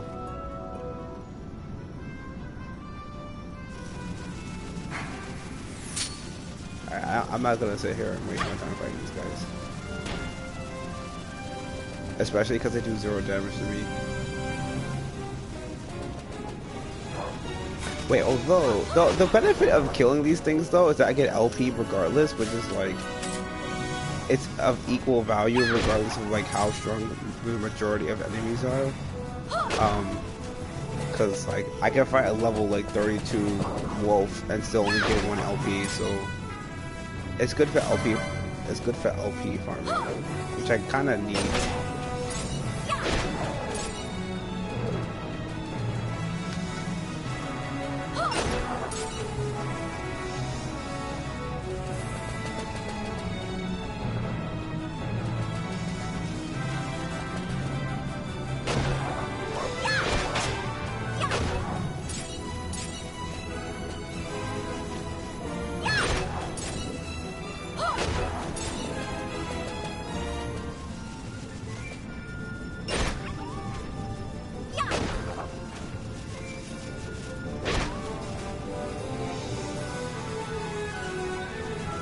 Okay, I'm here. Alright, gotta talk to Dontrell and get the... Alright. Running errands for my wife, A. Neb. Whatever. There should be some over by the crates. Help yourself. Which crates?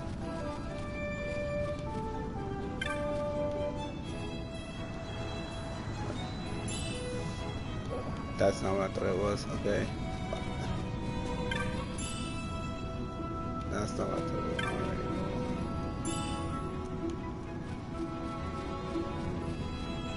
Wait, did he give it to me or do I have to pick it up? I feel like that's not clear.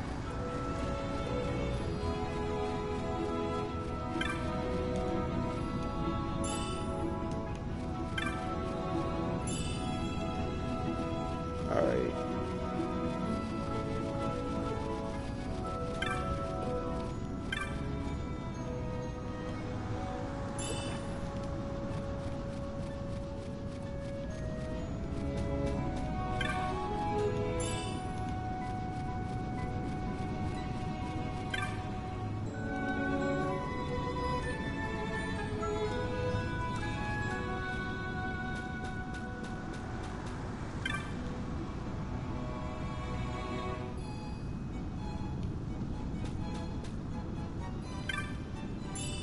There it is. All right.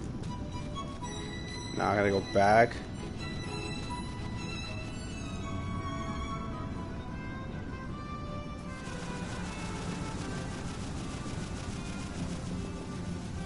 There's a lot of back and forth. Oh my god. Oh, I was watching Destiny stream, or I guess not stream, because I just watch his YouTube videos. I don't watch him stream on Twitch. But like, he was like, "Oh, I'm running for office." I'm like, "Yo, are you really running for office?" Because like, I mean, I don't want to say that he shouldn't run for office, but I will say that I wouldn't vote for him because he's kind of an asshole, and I don't. That's really it. Like, I just thought that was funny because he was like, "Oh, we'll mobilize." I guess whoever watches him, because he has a pretty big following on YouTube. And it's like, yeah, I'll pay you guys to like canvas for me or whatever, and then I'll pay you guys to vote, or maybe I don't think he said that, but I feel like that was an implication of what he was saying. And I'm just like, I mean, hey, I don't know where you live, but I really hope you don't live near me because I don't want you to be my public official.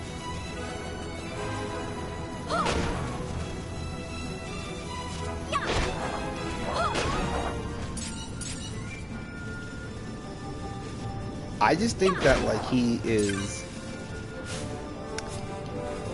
honestly, he kind of just strikes me as a misogynist. Like not in the sense that he thinks he's better than women, but like the way he like, how should I put this? Like just the way he talks to women on his stream, even compared to the way he talks to his male friends, is like pretty different. And I'm not the type of person who's gonna tell people that you have to treat men and women exactly the same. But like, I just don't think he treats women well. Like he's always cursing them out. Like, I mean, I guess he curses out everybody, but still.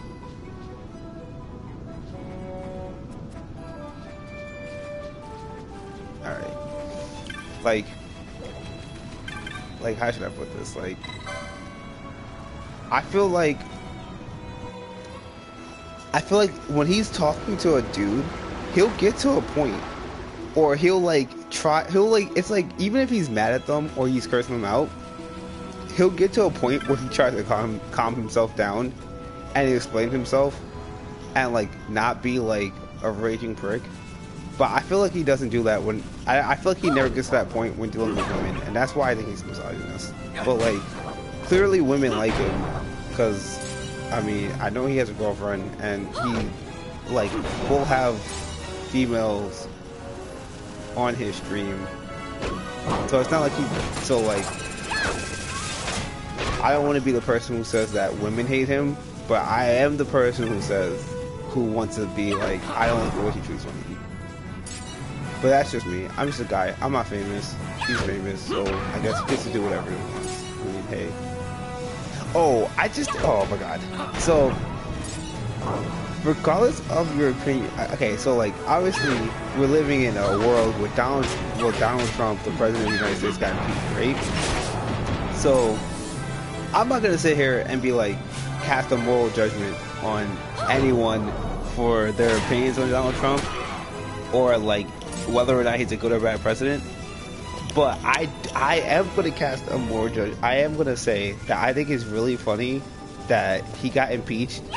Like, okay, like, I understand that there are a lot of arguments about why he was impeached, but according to the Democrats, who are the ones who impeached him, they were like, we're impeaching this guy because we felt like he was trying to get, like, because he was trying to, like, get dirt on Joe Biden, right? So that's like the argument that the Democrats have made, and that they failed at, that he was trying to get dirt on Joe Biden. And like, if you watch like the impeachment like managers talk, like Adam Schiff especially, like he's always like, yeah, like he was trying to get dirt on Joe Biden and he was asking a foreign power to do it. And I'm like, okay, whatever you say, boss. But I just think it's funny that immediately after he got impeached for this, and Republicans who were like, oh, we feel like he learned his lesson, and like I know that some of them, I forget which ones, but some of them were like, oh, this wasn't the president's actions wasn't appropriate, and like the House managers and Adam Schiff proved that he did it, but they didn't give him a good enough reason to remove the president. And like, I just think it's funny that these Republicans are like, oh, he's gonna learn his lesson. He won't do this again. And he like, it's been like maybe a week and a half, right, or 2 weeks. I don't remember when the impeachment, when he got acquitted exactly, but I'm gonna say it's been like 2 weeks since he's been acquitted, right? At least as me talking about this. And within 2 weeks, this man has his personal lawyer. Like, it's not like Rudy Giuliani is some like random actor. It's Rudy is his personal lawyer. Like that's how people define him, and I'm pretty sure that's how Rudy defines himself. Like, he immediately just went right back to Ukraine, the epicenter of this entire situation. Has went on Fox News, was like, yeah, I got the dirt on Joe Biden. Look, he's corrupt. And I'm just like, bro, like, you're like, what's the word for it? Then the person who you, I don't know how to put it, whatever. Didn't Trump, because his name is Trump, I'm not gonna like sit here and say the name.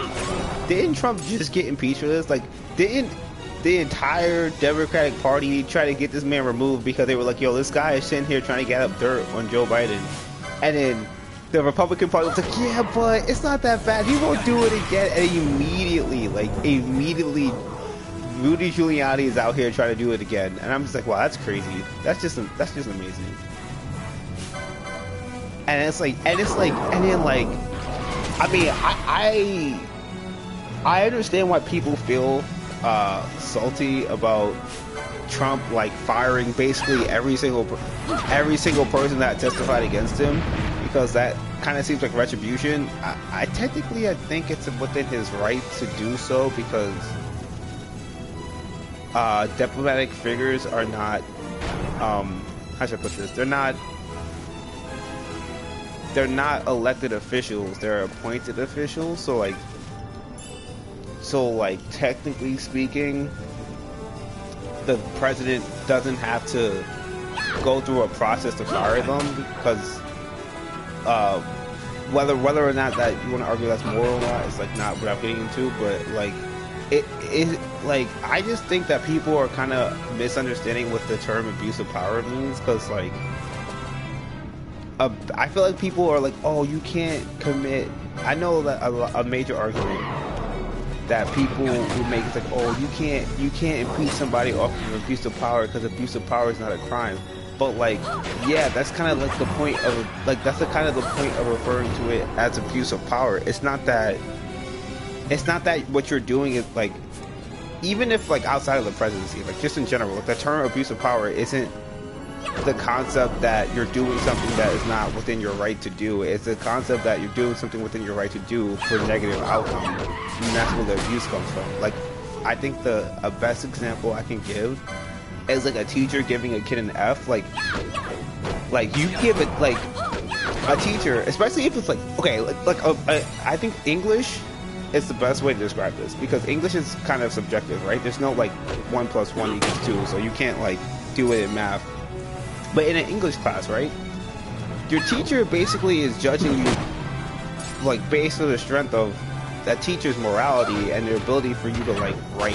So let's say, for assumption, your grammar is totally fine, but you're asked to write about like a social event or something, your teacher could totally just give you an F like every single day, right? Like, let's say, like, I guess the best example to be like would be, let's say you went to college and your English teacher, because I know this example happens to people, like your English teacher is like a hardcore Democrat, and for whatever reason at the age of 18 you just convinced that the Republican Party can do no wrong, so you're a hardcore Republican, right? And then every time you're asked to write about like some politic matter, you write about how the Republican Party is 100% right and the Democratic Party is 100% wrong, and then every single time you do that, you get an F from your teacher. That would be an abuse of power. Like, giving a kid an F isn't illegal, and it's not a crime, because there's no crime, there's no like law saying that you can't give a kid an F. But at the same time, like, who are you, like, you're just hurting this kid by giving him an F because you don't agree with him. Alright, so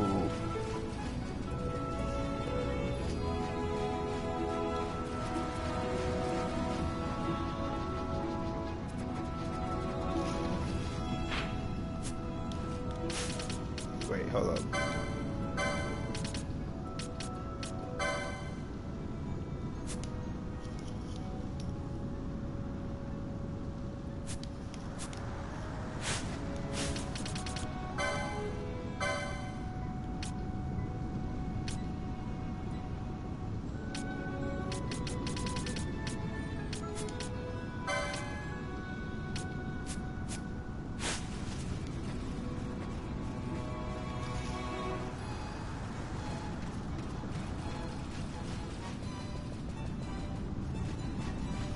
I think I have to leave and then come back.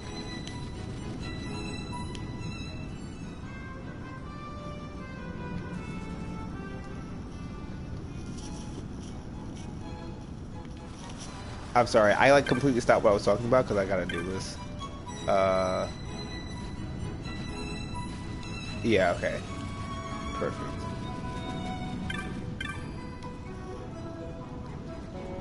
You're the one.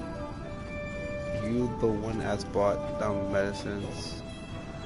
As bought medicines. That's not good grammar. Wait, you the one as bought down medicines for me while I was laid up, are you? Suppose I owe you my thanks, boy. I'm a treasure hunter by trade. Here, there was a great treasure deep in the Barham Passage, so I posted 2 mates at the entrance and went in. But I was played false, didn't find no treasure, but a hideous beast lying in wait instead. When I saw that, I panicked and ran. Next thing I remember, I was waking up here, being back in there. Wait, what? Being nursed back to health. Why, I ain't going back there. You want the key? Yeah, I want the key. Awesome.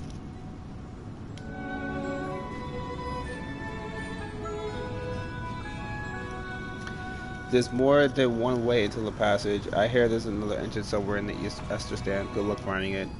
Time I was leaving, the fool's mate of mine be wondering where I got to. Take care, you hear?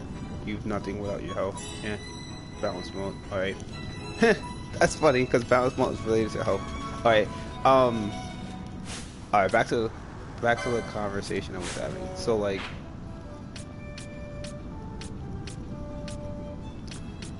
like yeah, right? Like the abuse of power in terms of like the teacher and the student, right? Like the teacher giving the student F every single time they write about the GOP being good isn't illegal, but it would be an abuse of the power and the authority that the teacher has over the student. So like I don't understand people once again, if you want to just say that you don't think Trump should be impeached because you like Trump, which is basically what the Republican Party did, then like you should do that. Like I feel like you should at least be honest with yourself and be like, yeah, I don't want him impeached because I like him. But to say that, like, I just feel like people don't understand the concept of abuse of power, because people are like, you can't abuse your power if it's not a crime. And like that's not how abuse of power even functions. Like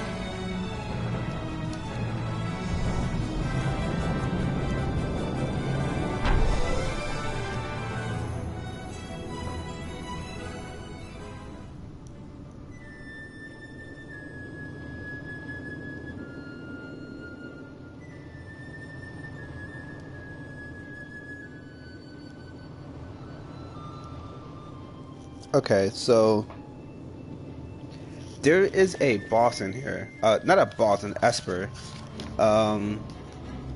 Level 40, so I'm gonna try to take it out because I feel like I can. I feel like level 40 isn't that crazy.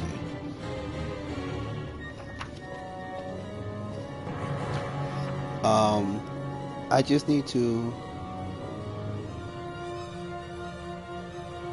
Oh wait, I'm timed though. Okay, yeah. If I don't do this in the fight takes 5 minutes to do. Like, I mean, it doesn't take 5 minutes to do. It's a 5-minute timer on the fight. So I gotta be smart about this. First, I need to figure out what this thing is. This stupid bird. It's in a part of that I'm not familiar with. Wait, isn't this?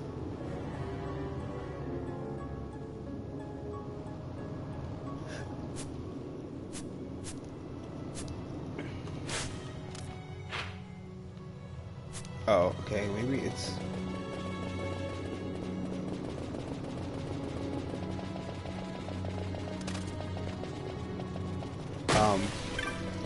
Me personally, I just think that Trump is a liar. Like, I legitimately just think he's a liar, and I think that a lot of people are just okay with that because a lot of people who are like on the Republican side of things are okay with that because I feel like even though he's a liar, he's kind of an idiot on top of that, so it lets like the Republican Party just do things around him because like they can't get away with anything with the Democratic Party. The Democratic Party consistently like kind of like has been one-upping the Republican Party in a lot of different situations, and it wasn't really even like the Senate, like the strength of the Senate is really, in terms of the Republican Party, like it's really not a reflection of the Republican Party's like any of their recent actions, right? Like technically speaking, like not only is Trump not Trump is a Republican now, but he wasn't a Republican when he ran, right? Like he was an outsider who had like not even just an outsider in the sense that he hadn't been in government before, but an outsider also in the sense that like he's not like he's never really like officially aligned with a Republican, with like the Republicans or the Democrats. It's just that he was like famous, not even famous, just like an elite. Like he was rich, so like he knew politicians because of that, like, and because a lot of Hollywood has ties to like, not, I don't want to say like strong ties, but like, you know, they have like politicians show up in Hollywood very, very often. Even if you think about like Stephen Colbert, like I would say that he's like Hollywood-esque or that, and he has ties to politicians. It's pretty often that politicians will like what's the word, like will not sponsor but endorse politicians. So I think that's just like why people like he's famous for reasons completely unrelated to anything political. Even though he had that whole birther thing against Obama, that was more like of a personal grudge and less of like a political thing that just turned into something that was really big for the time period. But like, so if you think about the presidency, like if you actually think about the presidency in terms of how it happened and not just like where we are now, Trump like beat the Republican Party. He wasn't a Republican. He just took their seat basically, right? And like it's not the same. And I know people are like, oh, Bernie's an outsider, but like Bernie's not. Not only is he not an outsider. And, oh wait! I don't have the magic to heal this. Oh, this is bad. Disease is really bad.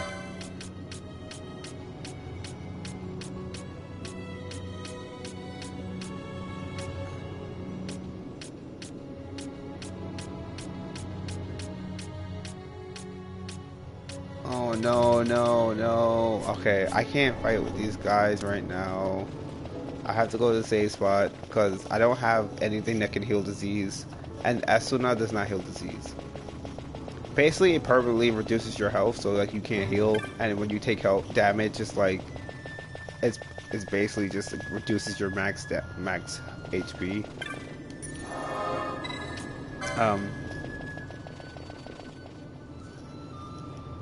Somebody left a comment.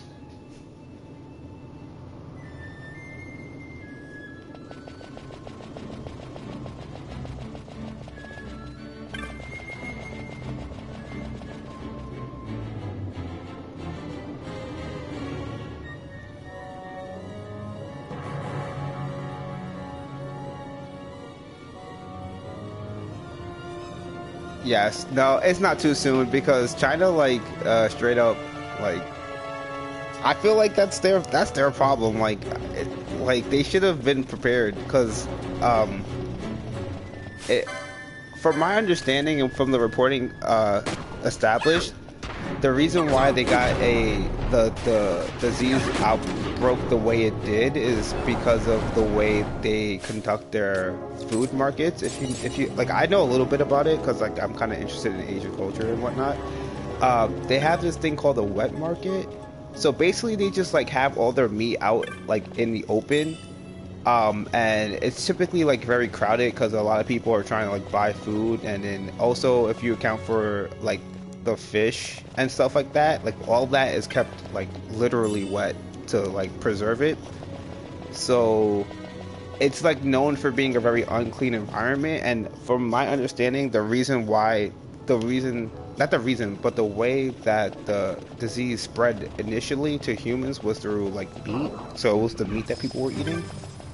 And they were warned by like health organizations and by America specifically, like, and like, I mean, tragedy happens, like,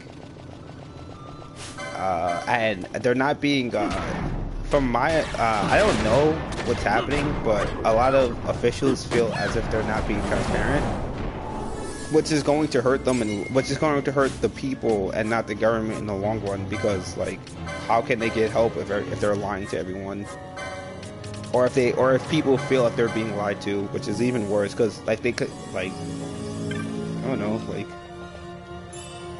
I do know that it's not just China it's negatively impacting though. I watched like the Korean League for League of Legends, and like the caster was saying how like they just like shut down the league, like, so the players will still play obviously, and like online you're able to watch it because like you could just stream the League of Legends game, but in terms of like the aspect of like spectator sport, like they just shut down the stadium, so like people don't even show up anymore. And like the caster's like, yeah, we're just like 2 guys right now. Usually there's a whole bunch of people.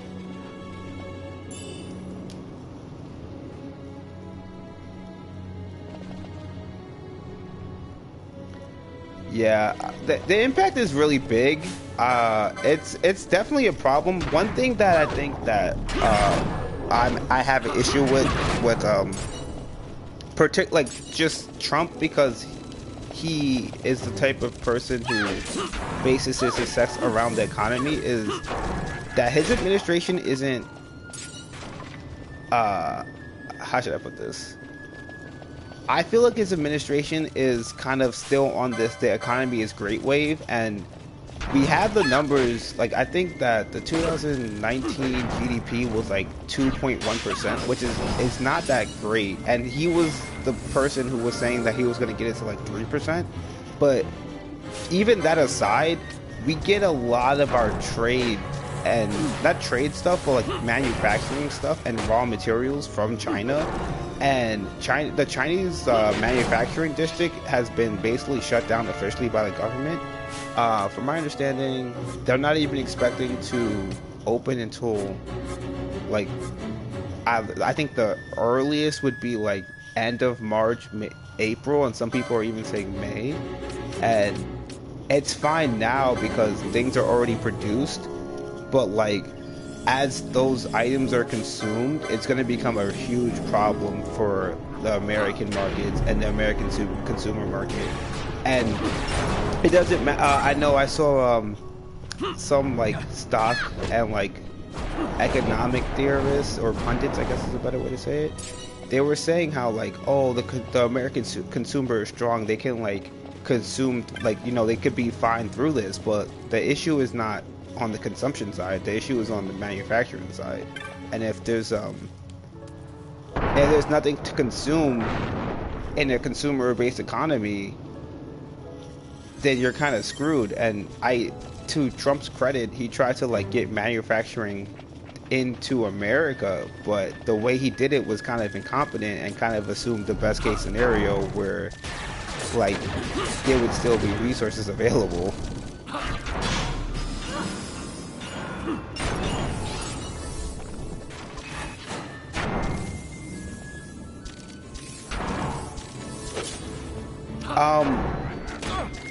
Well, it depends, right?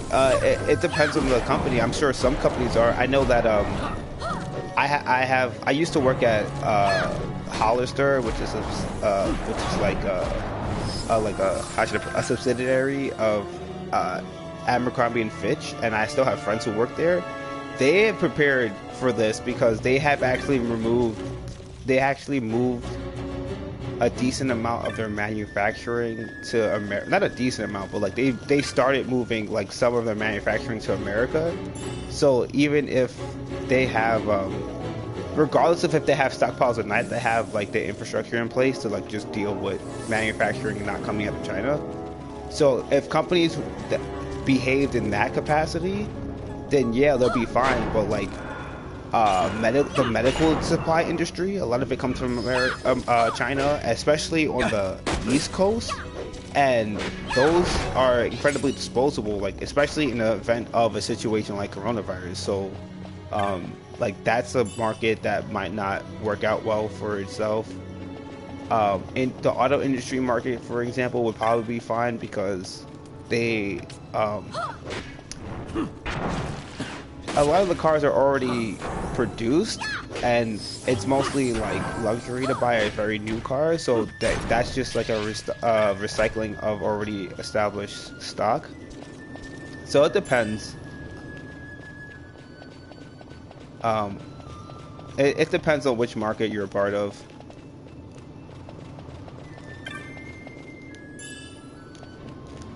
But another thing to consider is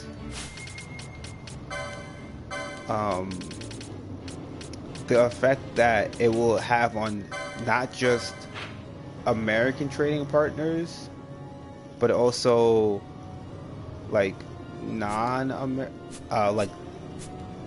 non-China American trading partners. So like China trades to Africa. If we have any businesses in Africa, they're going to be very hurt by China.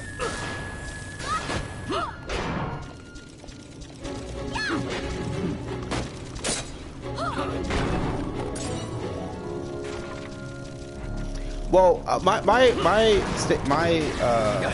opinion isn't that it doesn't really, it almost doesn't matter about manufacturing when it comes to the auto industry, because there's an oversaturation of cars that aren't being used. That's something that's something that's specific to the auto industry in America. There's this there's been a devaluing in new versus used cars, so a lot of people are just buying used cars and not really fresh off the lot manufactured cars, because there's just so many more used cars than new cars, so it's like cheaper. It puts down the price.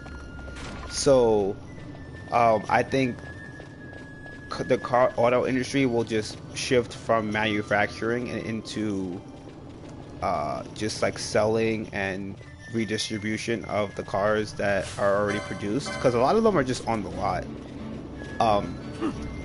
And also a lot of manufacturing for cars now are kind of based around this like the Tesla mindset, where they're trying to make cars into like almost like designer good, like kind of like how the Apple is. So there's going to be a lot of, how should I put this? There's going to be a R&D phase for the entire industry that's going to just slow down new car production.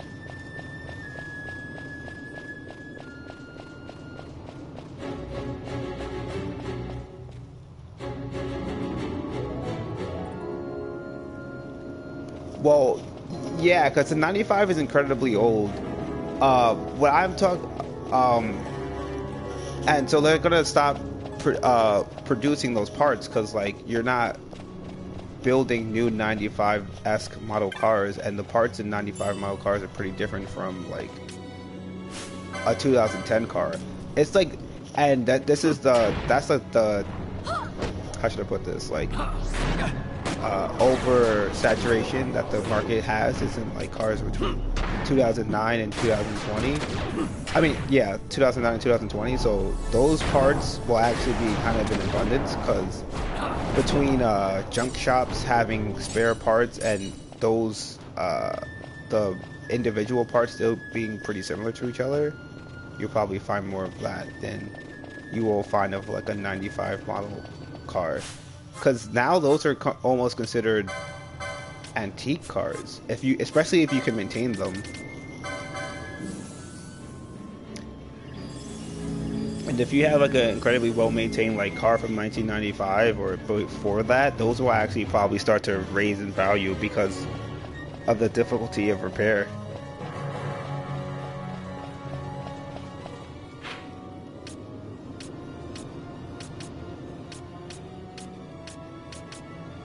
How do I get to where I need to go?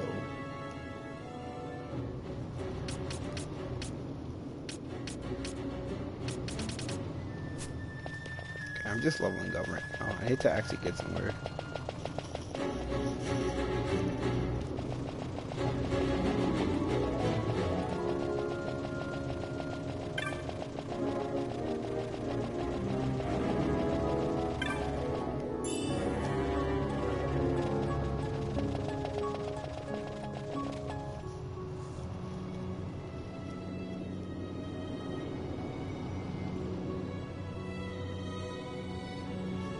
Yeah, that's an old car. That's a well-used car too. Most cars don't even make it to 300k miles before they break down. I know my mom's car broke down around like 200.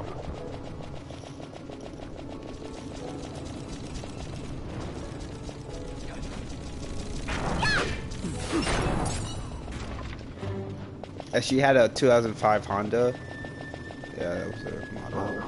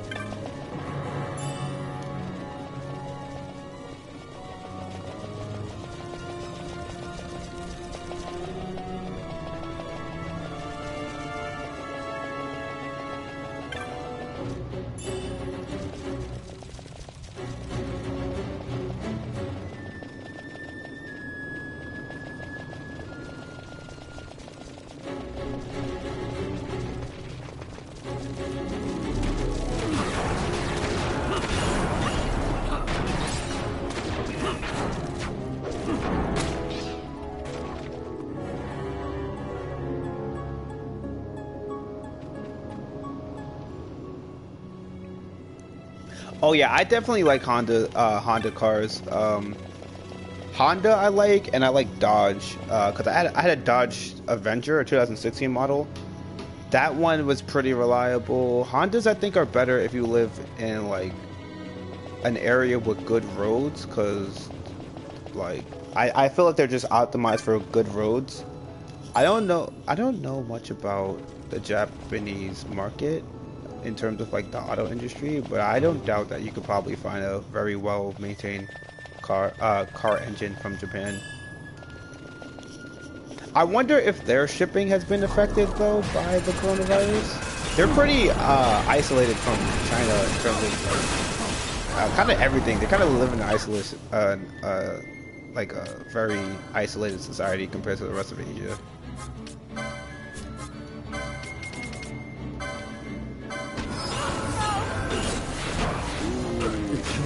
That's oof.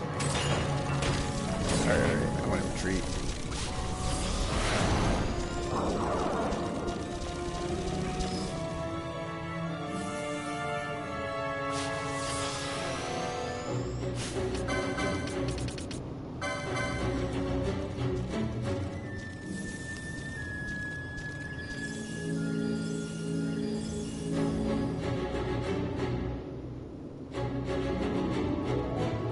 Yeah, that I like. I had the Avenger, and it gave me like the only problem I really had with it is that the air conditioning would make this weird sound. when I turned on the car, but aside from that, it was very reliable. It was pretty good on gas, and like it felt nice because Dodge is like an American company, and they are a little bit more aware of the needs of like because I got the car from Texas, but I live in New York, so it's like very different roads compared to some other places.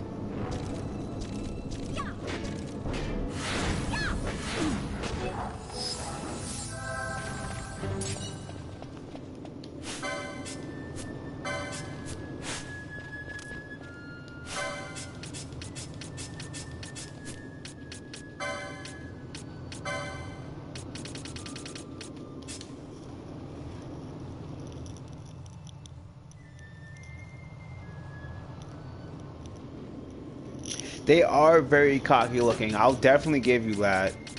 I can't even argue that. But I'm okay with that. Mine was worse too because I had a spoiler, like a speed spoiler on mine. So like, if anything, mine look worse for that reason.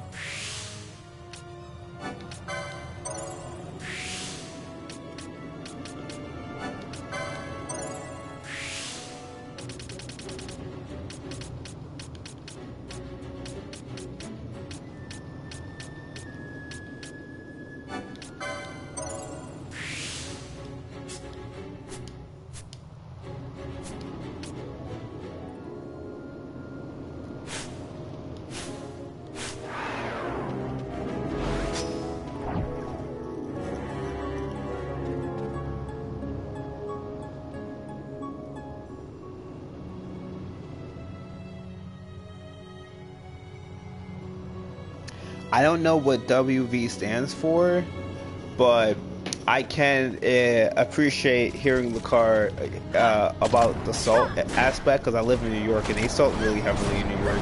So like in the winter, you gotta be careful with your tires and stuff.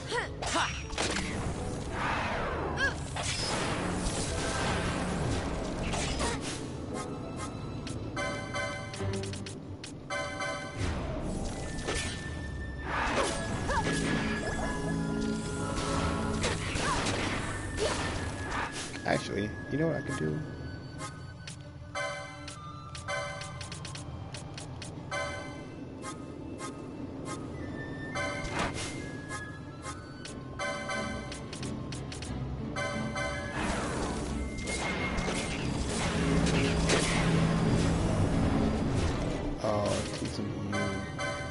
Taking this off then.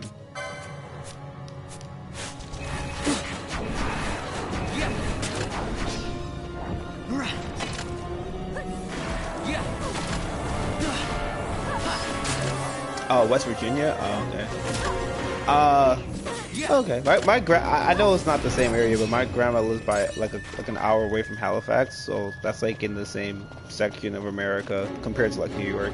How are the roads out there outside of the salt? Because my grandma just lives like by dirt roads. Like you just go there and it's like straight up gravel.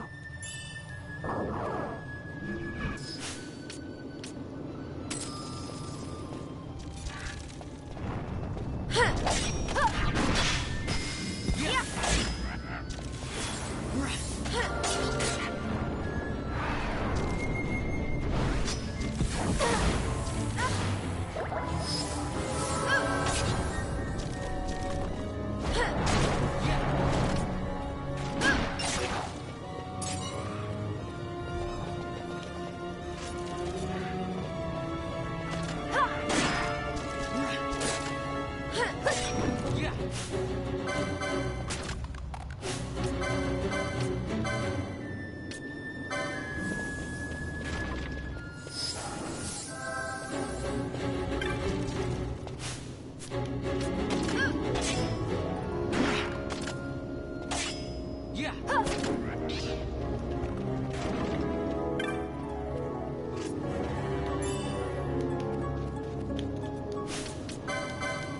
Um,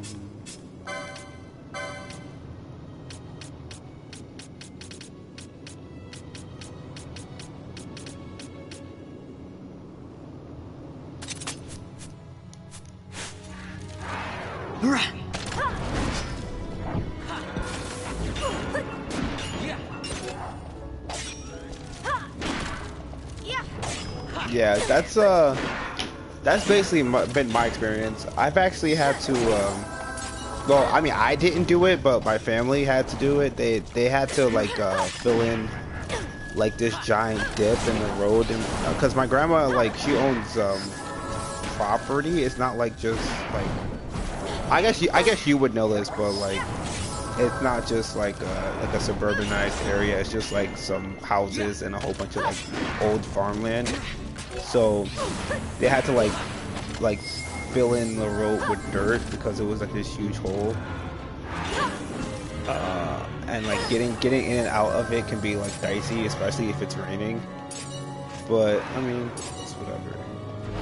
It's just life. But I've noticed that, like, I live in New York, like in a suburban area, and then I'm pretty young. I'm like 25, and I went to when I was at college. It was like astounding to me how like little people, well, not people, but people my age, like, knew about what life is like in rural America, or like not even in the sense of like their job problems, but like just like how different the environment is, and how like it's pretty uncommon to have paved roads everywhere and sidewalks everywhere, and like it's actually really normal to just see some random person hitchhiking.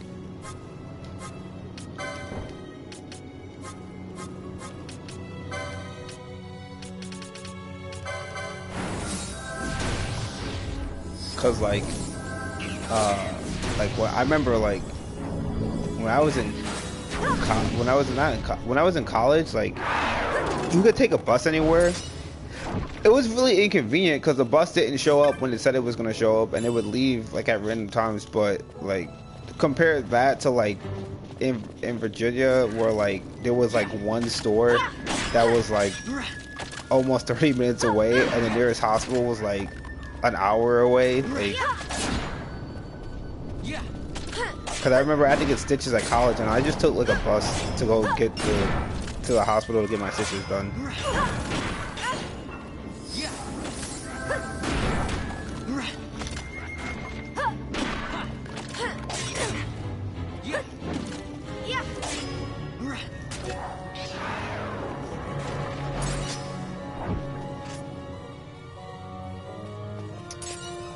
Yeah, I mean, my grandma had, well, they just had like a pickup truck. Like there was a van. They had a minivan because like we're a big family, so sometimes we need to all go somewhere at once. But like the main cars that were used were like pickup trucks and stuff like that.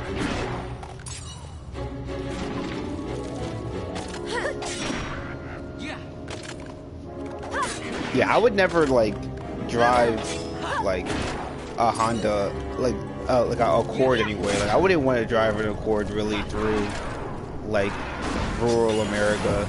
If I lived there, I'd probably end up buying like some type of. It's flying. Ooh, it's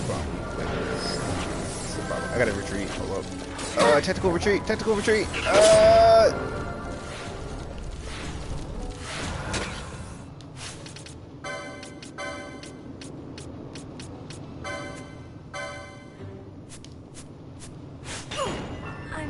Alright, that did not work out the way I needed it to.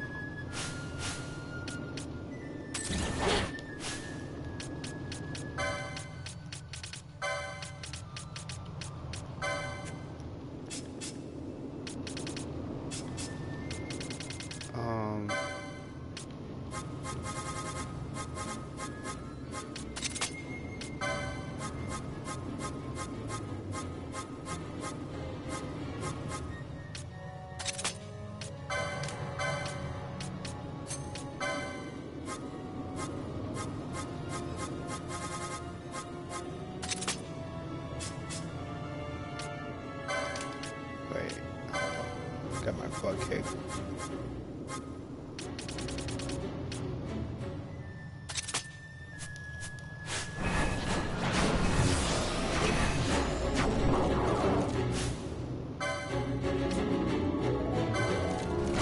Yeah.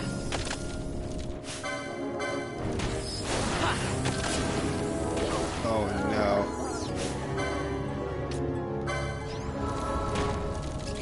This is, oh wait, this is such a problem. I need to leave. Like, oh god, I wanna, I don't wanna die here. I don't wanna die here. I don't wanna die here.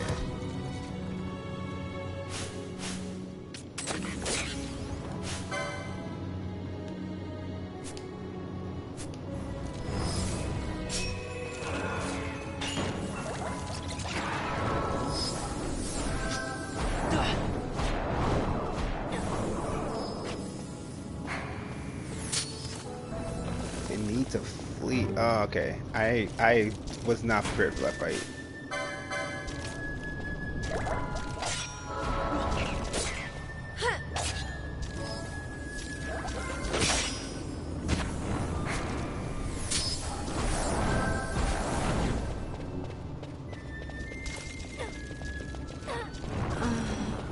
Oh my god, not prepared. Not prepared at all.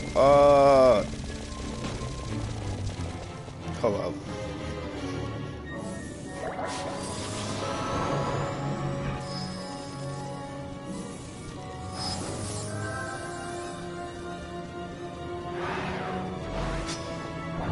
Yo, yeah, like the problem with this, I'm not surprised about the Toyota thing, but this game, oh my god, like I just wasn't prepared. I was like talking to you and like getting used to like just killing everything in like a couple of hits, but I actually have to fight that Bloodwing thing. I thought it was not flying, so I was like just thinking I was gonna hit it with my sword.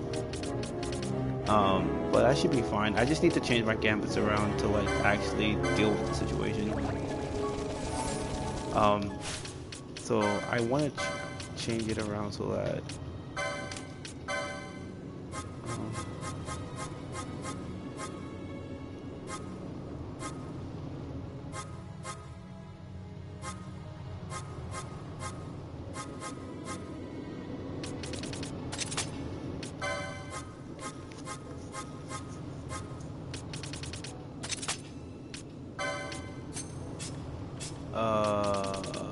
this is fine.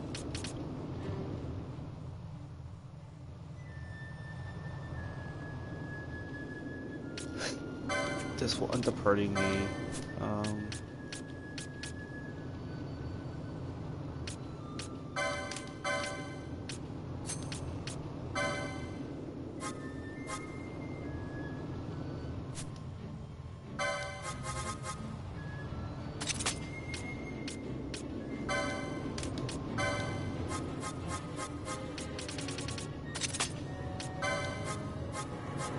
I'm actually gonna keep up haste.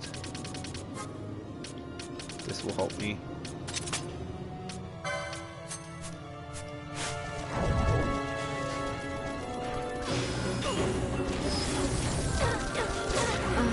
Oh, I guess it did not help me.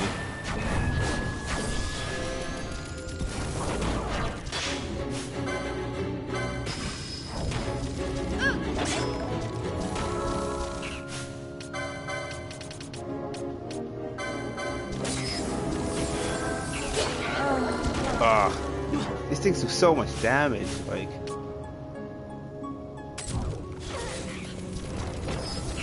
Alright, it's not working. How much am I on the team?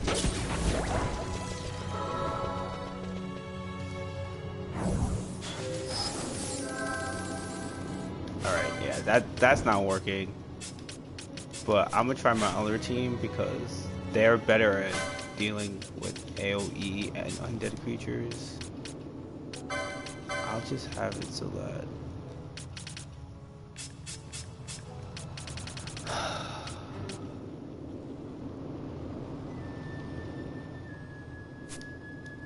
you know what I need to do? I'm gonna need this.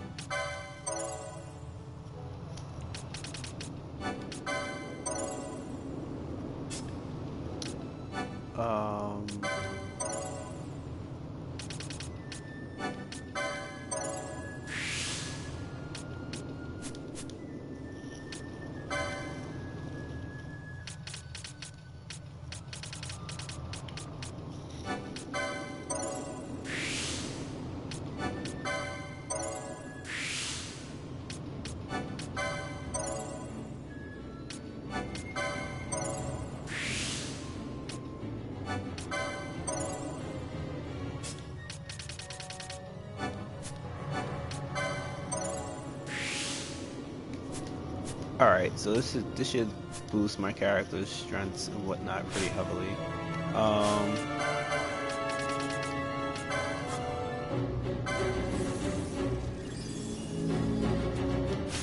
Gambits.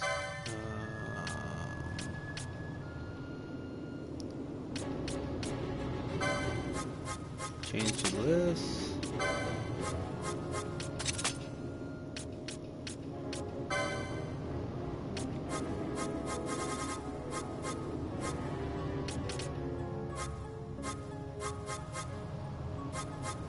Alright, I'm gonna spam out Cure Magic, because even if they have Reflect on, it'll just heal.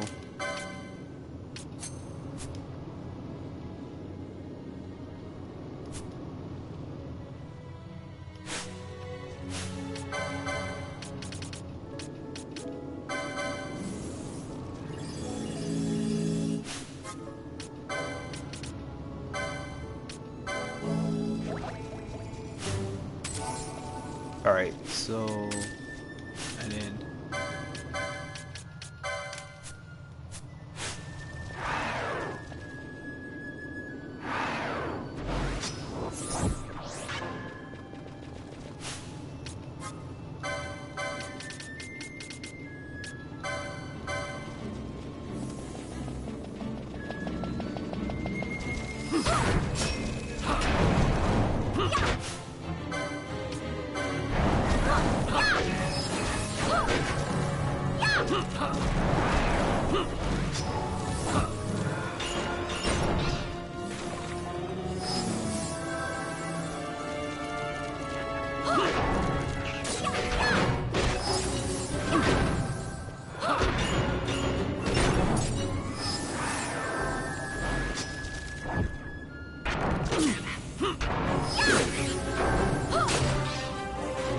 yeah, okay, this is better, because both here can use Cure to do damage, so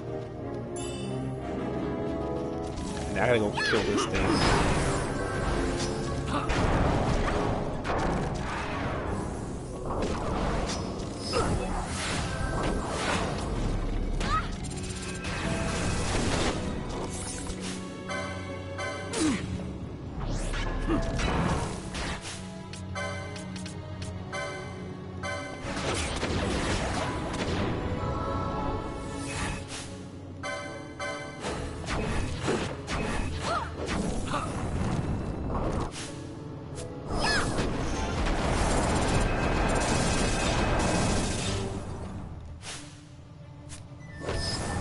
This thing is still not dead. Oh my god.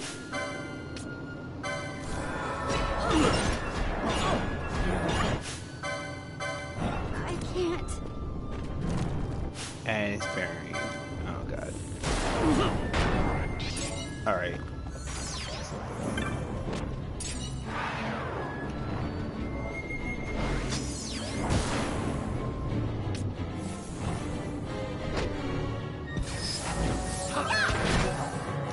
Actually, I feel like because they're casting magic on me, I want to use this.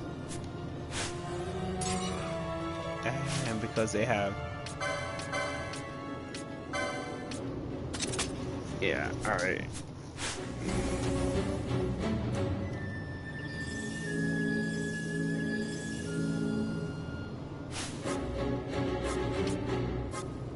Good thing I have a lot of ethers, because I'm going to need them.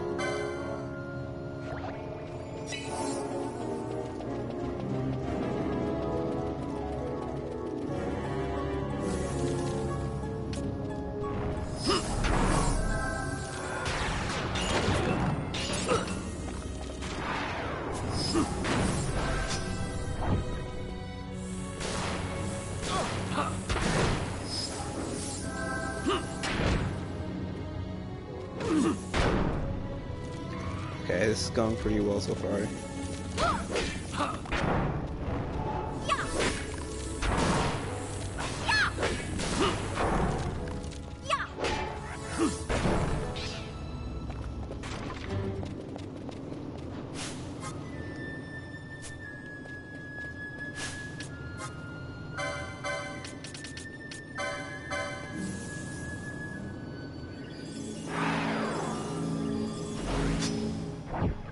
I actually wanna. Okay, so since I know that this thing is here and it almost killed me, I'm gonna like prepare my party, but I'm also gonna pre-buff my other group of people. Alright, give him some magic. Okay.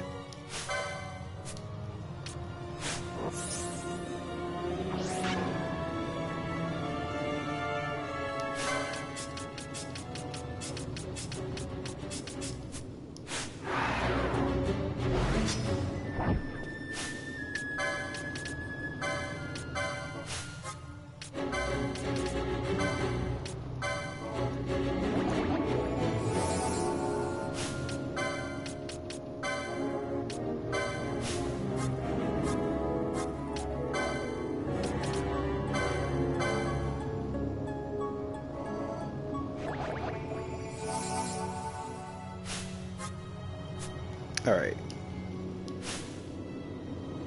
What's our max MP? 400? Yeah, okay. That's actually really high. I didn't realize it was that high.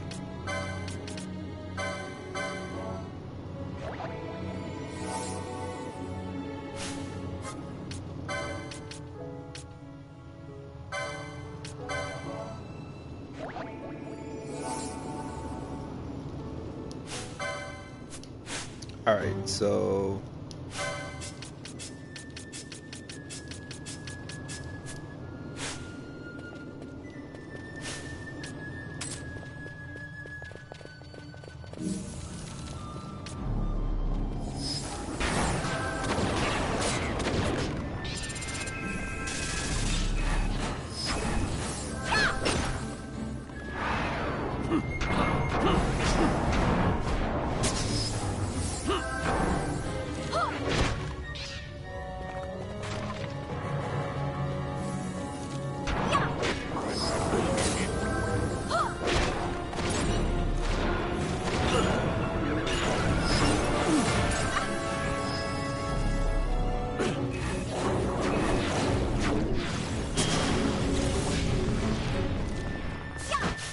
Wait, this thing has, okay, that sucks. Okay, it sucks. Actually.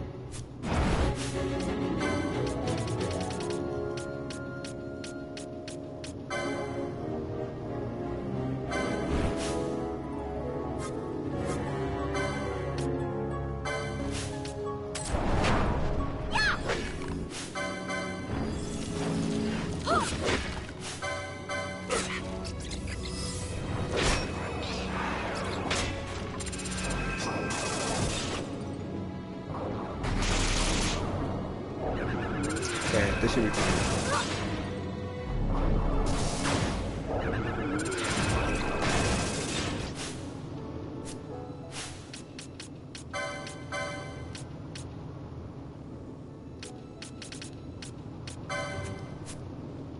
Actually,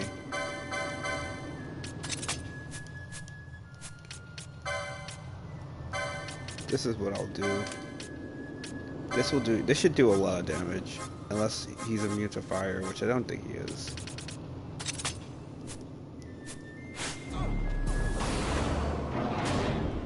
Yeah, that's nice damage.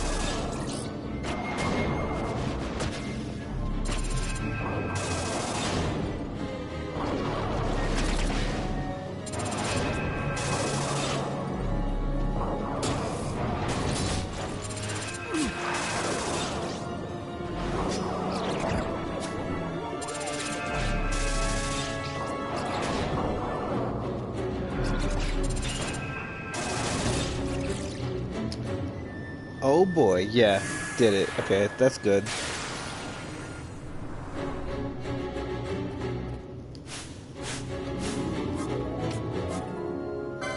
Kinda used all my MP there, but at least I did it.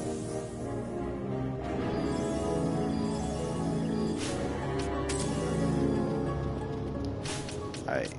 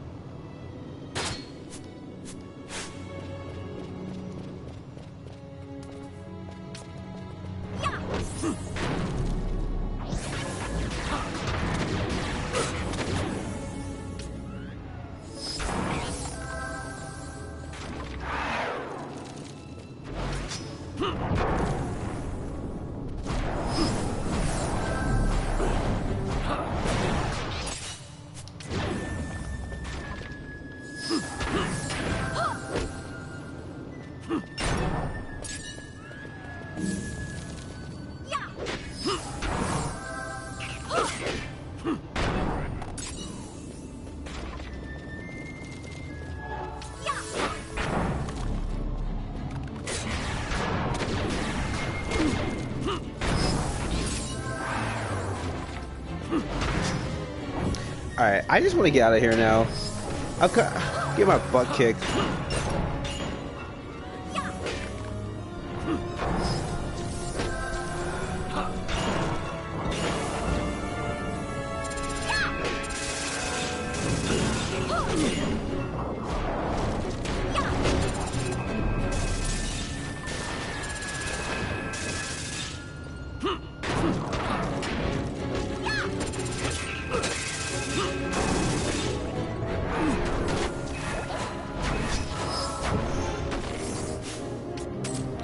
Alright, luckily I have this technique that will give me some MP.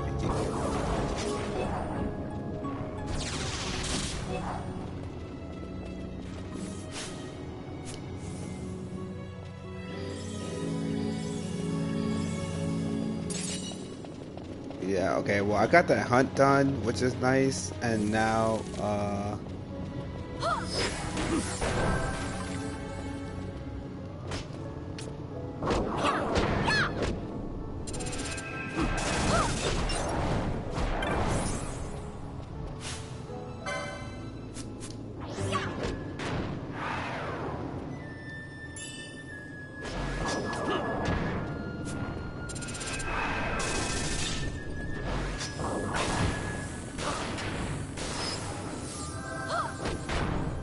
alright, this is getting out of hand. I wonder... Oh, cool, save crystal. Okay, that's good. At the very least, so I can get my health back.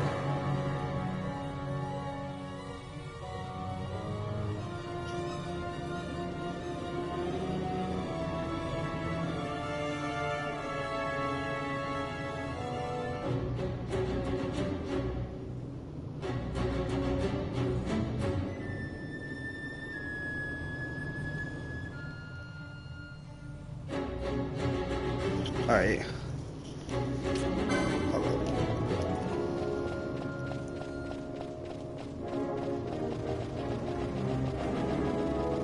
My friend texted me and I thought it was going to be like not that quick of a read, and it was a really long read, so I was like, let me not do that right now. This is... Alright, I don't want to stay here because... Wait, is that where the fight is?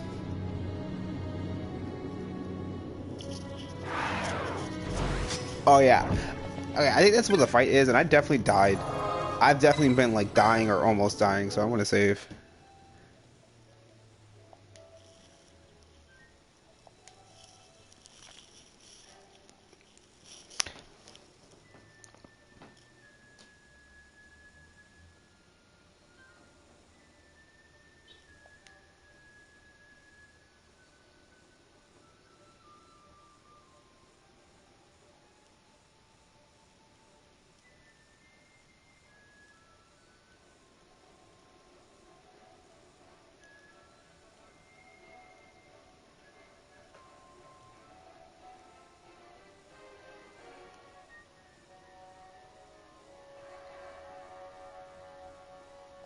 Alright, so I want to get swarmed by undead creatures, so I want to keep Balthier in my party.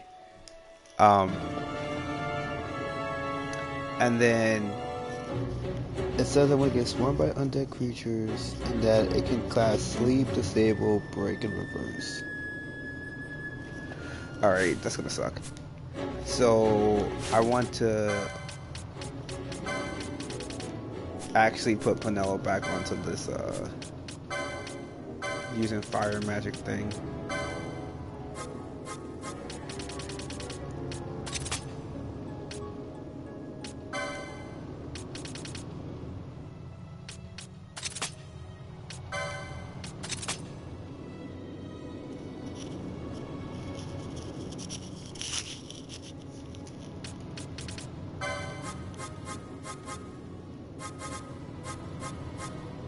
Do I have a disabled mode?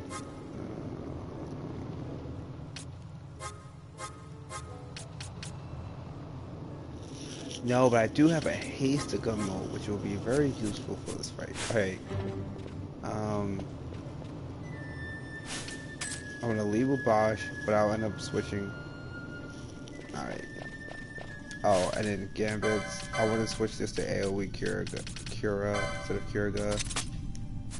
Okay, what do you think? Multiple people.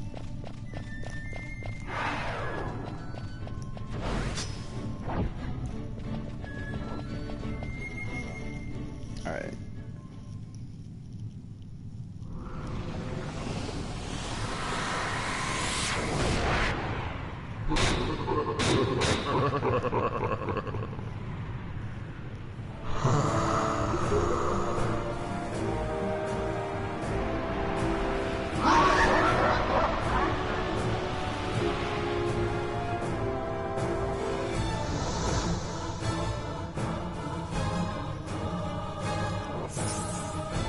Alright, so I got 5 minutes into this.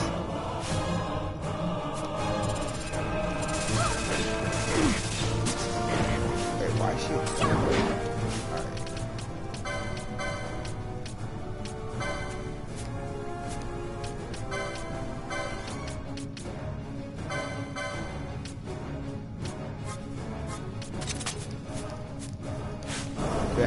They don't have reflection.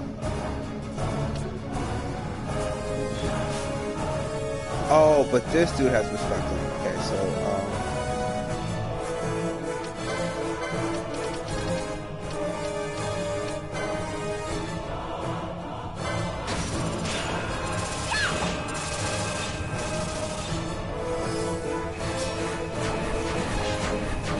no! Is he gonna keep reflect up? That's gonna suck. Alright, this is not gonna work.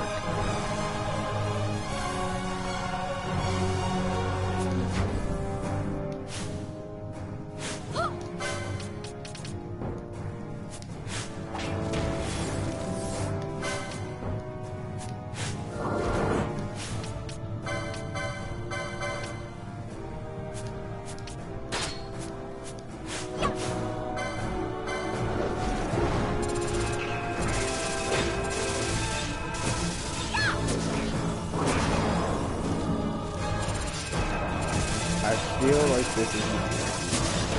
Because I haven't even done damage to this guy yet.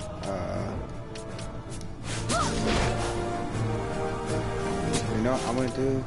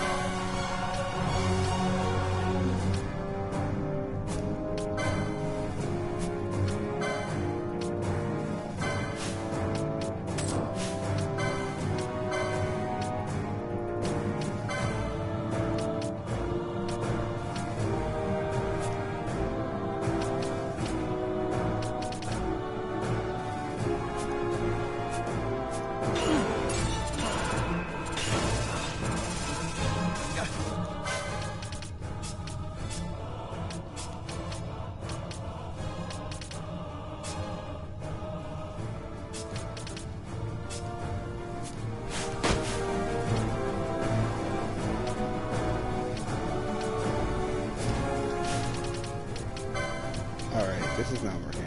I don't want to do AoE damage because I just want him to die.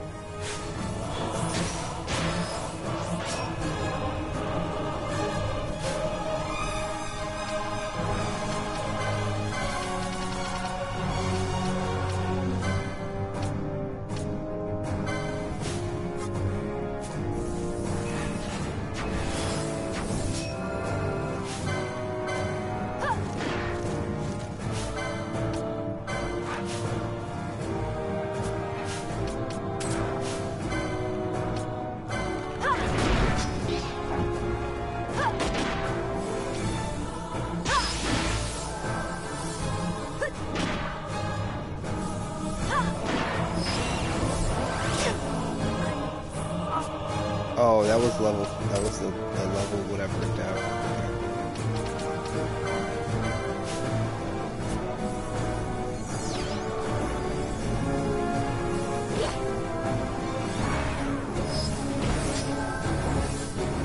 All right, hold up.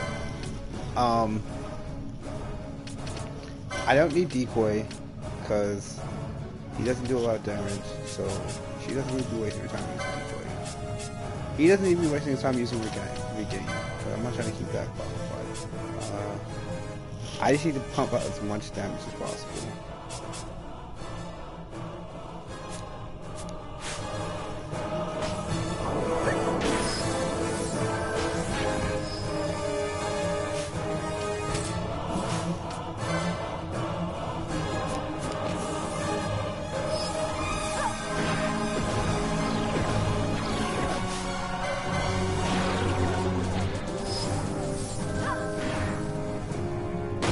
I got 2.5 minutes. Okay.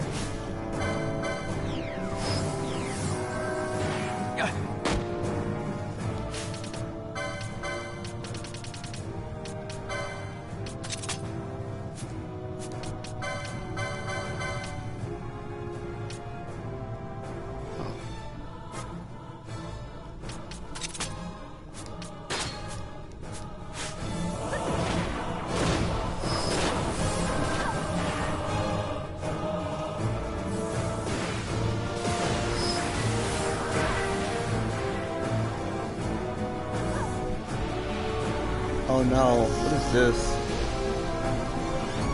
Alright, I'll probably use some quickening. I'm gonna use quickening on this guy.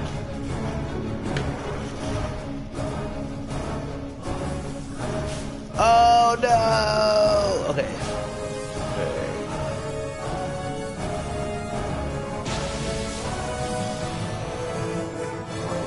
Alright, I'm just gonna ready to kill. Oh, I don't wait, is that level 4 kill? Okay, I'm just gonna use this. Please don't kill me.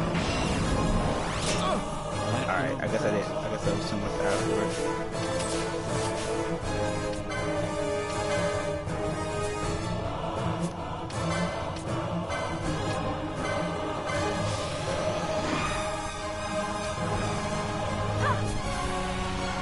No, I went to use my spell before his spell. I need all 3 people up for quickening to be worth anything.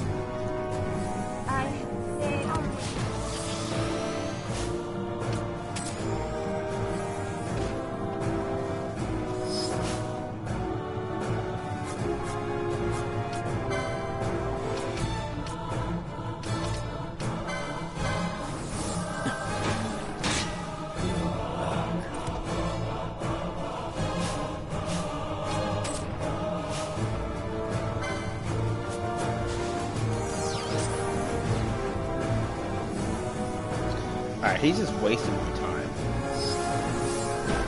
Alright. Alright.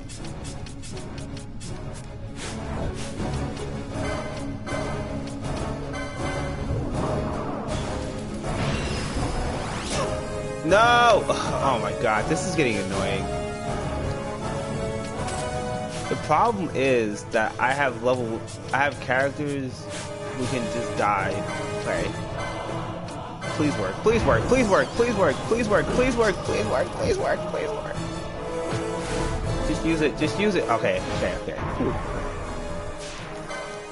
If I'm lucky, this will kill it. If this won't kill it, I'm gonna have a problem.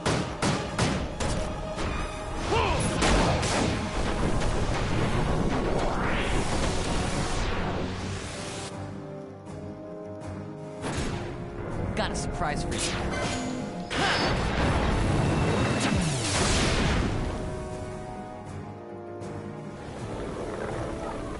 You're going down.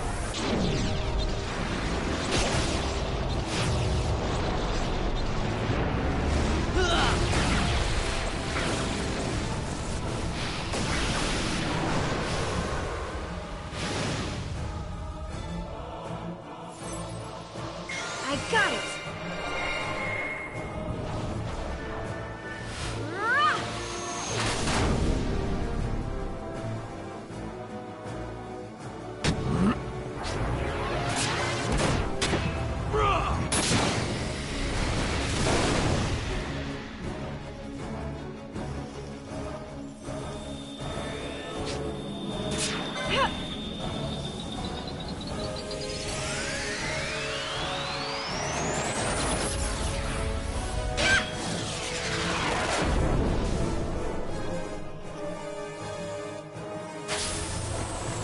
mine.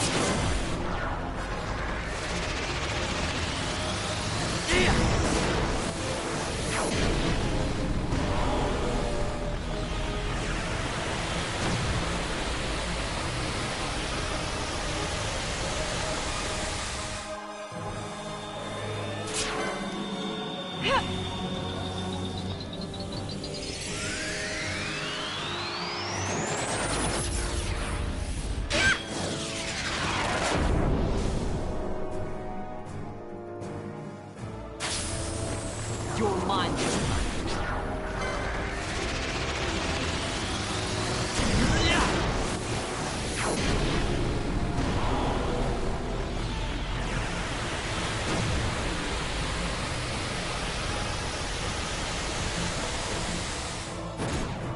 Got a surprise for you. Alright, hopefully this kills it.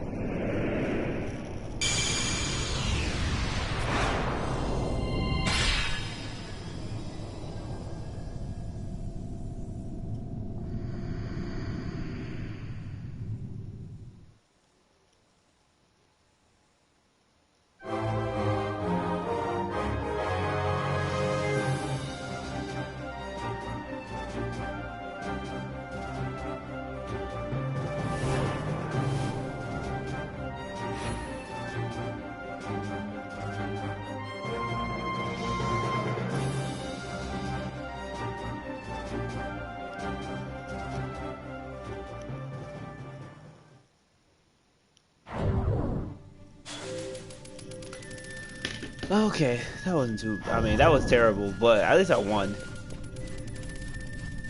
Alright, I'm gonna go heal my team back up and then. And I'll just go back to,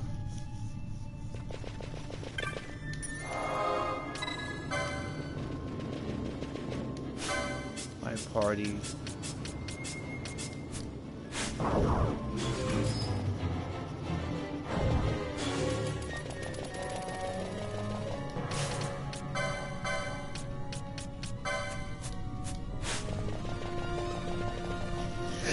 So what does this lead?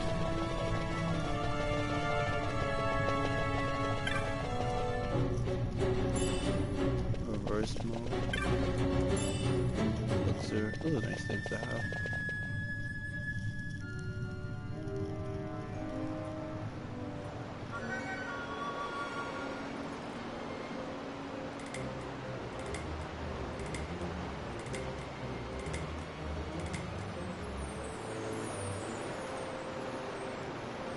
I think that's what it's based off of, the mythology of the Knights of the Round. If you, there's a lot of weapons that make allusions towards that mythology. You can find a weapon called Durandal in here. There's a round, like, I think it's just based on that mythology. Also, in terms of like the themes of the game. A large amount of Arthurian legend has to do with like the concept of revenge and how revenge can be ultimately destructive, and Ash's entire storyline is based around her revenge being ultimately destructive. I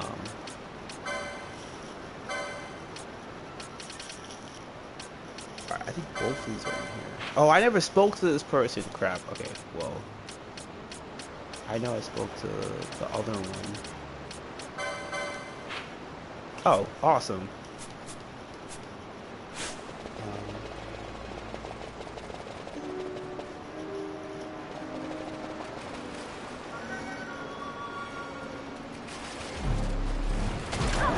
Yeah.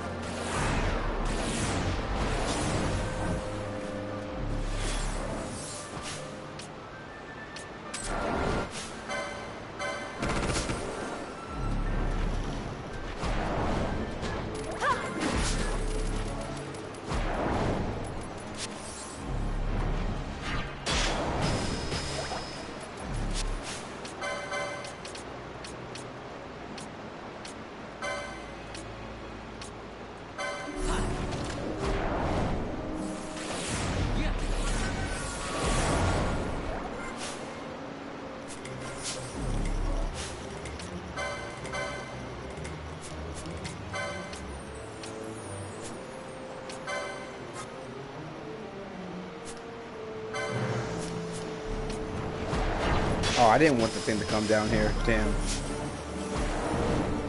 Oh, it didn't.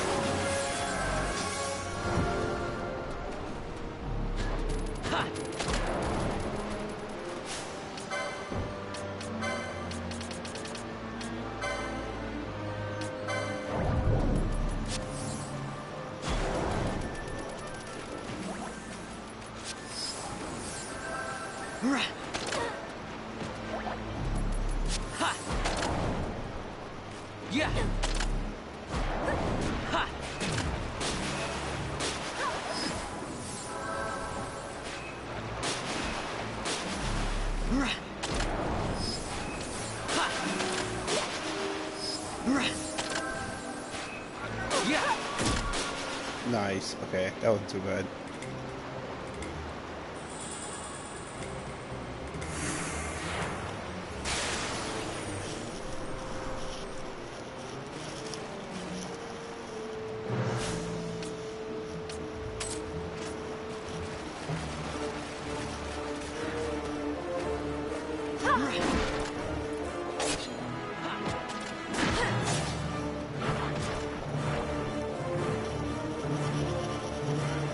Oh, let me read this.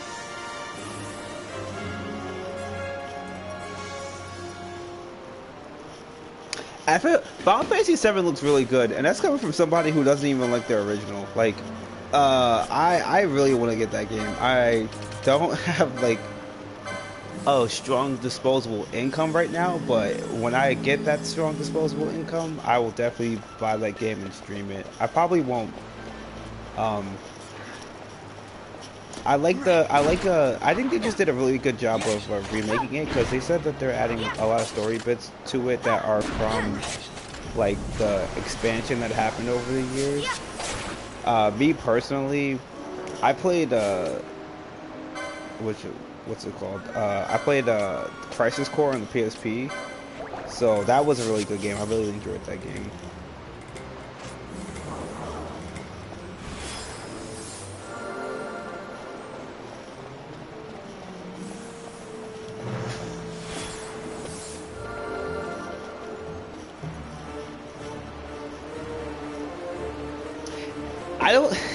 I don't really like Final Fantasy VIII.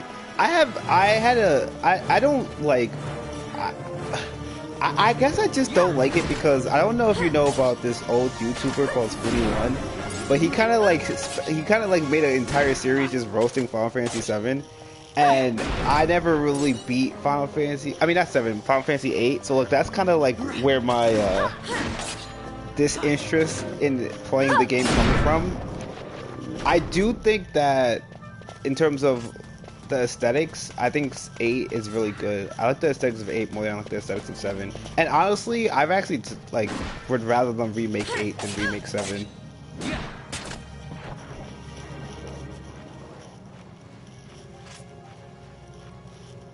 Triple Triad, yeah. I like a lot of my favorite mini game from a Final Fantasy game is Blitzball. I think it's like easily one of the best ones that they made.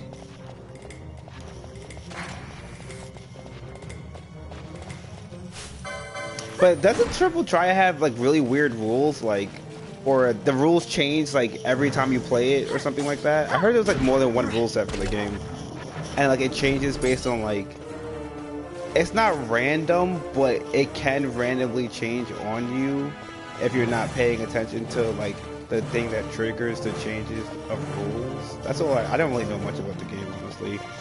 I know like some of the plot points, but I think I would rather. I kind of hope if like Final Fantasy VII does well, that they remake Final Fantasy VIII in a similar fashion.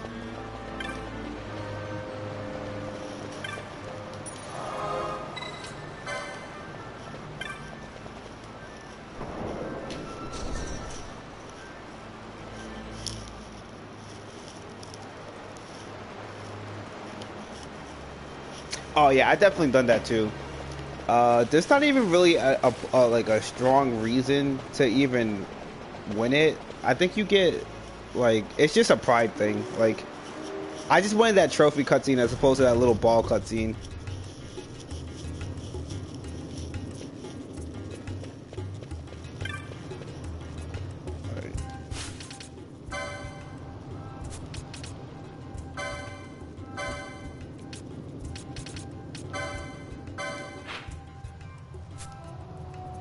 Oh, it's right there.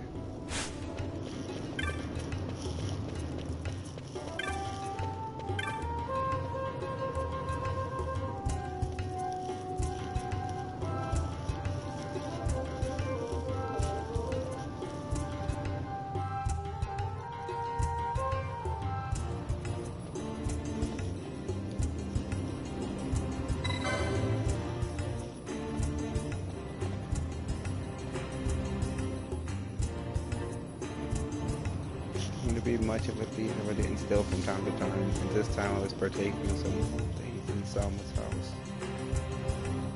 That Selma's never home. He's always telling himself for sprawl.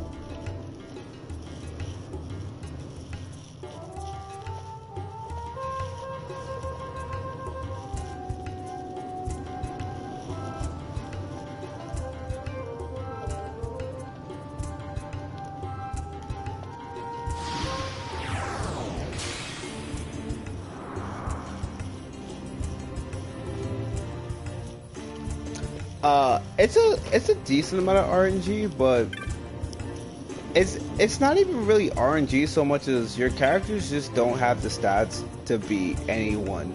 Cause if you actually play through like the entirety of Blitzball, you get some like random stuff for Waka that in terms of side questing, and like if you just take the team right out of Blitzball and try to win, like it's really difficult to win because your character's stats suck, and like the best and easiest way is to just recruit people and pretty much kick out anyone who's originally from that team, because the only person who's worth the name is Titus or Titus, or I don't even know how you pronounce his name. I'm going to call him Titus. That's what I would call this.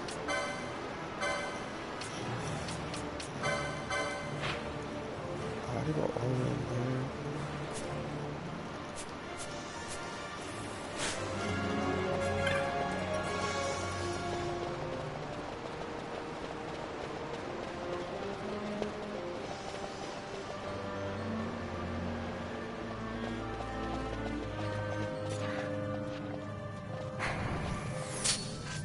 Wait.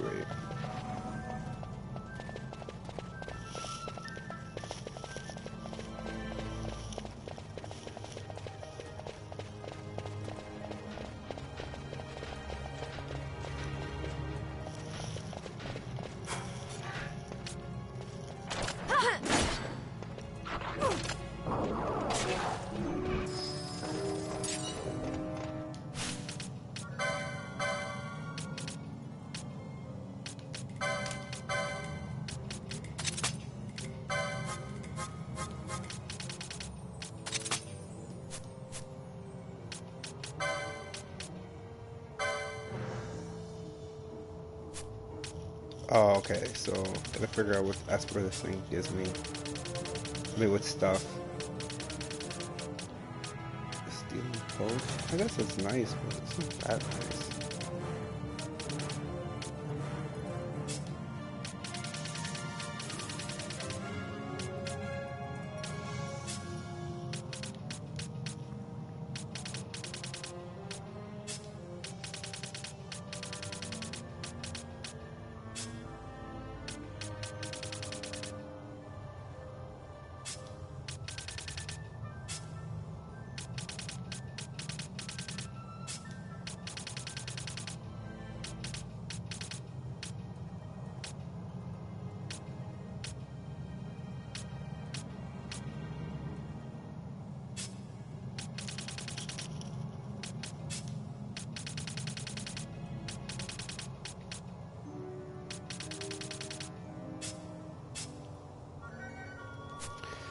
Alright, I'm not gonna worry about giving this Esper to somebody right now because I don't really care.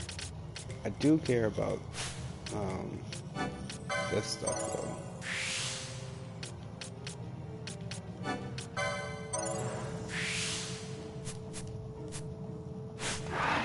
Oh, you know what? Let me see what this does.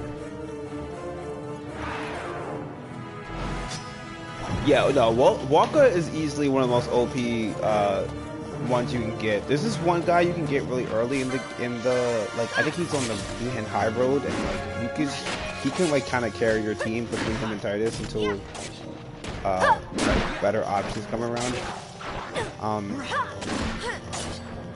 But I never actually like 100% of the like really anything Final Fantasy X, because like 10 isn't really my favorite Final Fantasy game, but I do. But 10-2 though I really like, and I really enjoy playing that game. But the mini games in that game are really hard. Like they do not care about your feelings. You can beat the story pretty easily without like any like significant effort, but those mini games, bro, those mini games are hard.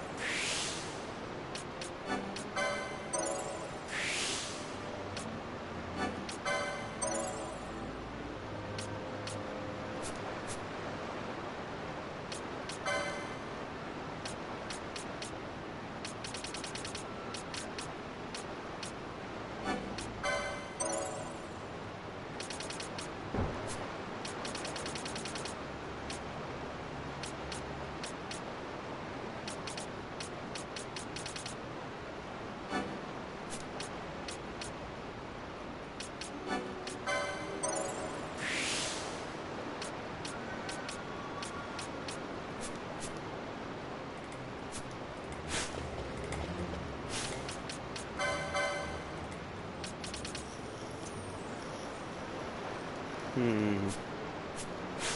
I know it's here.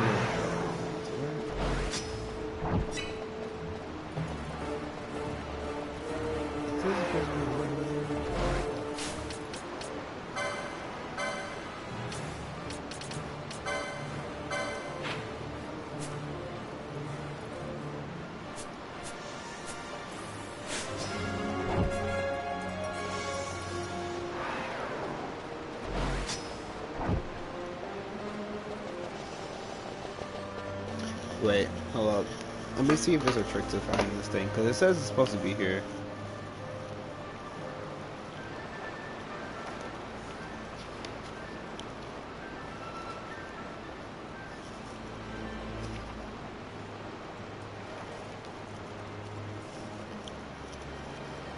Let's see.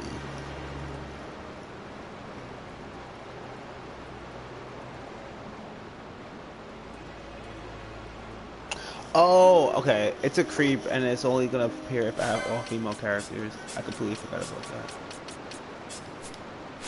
Right, that's not all female characters.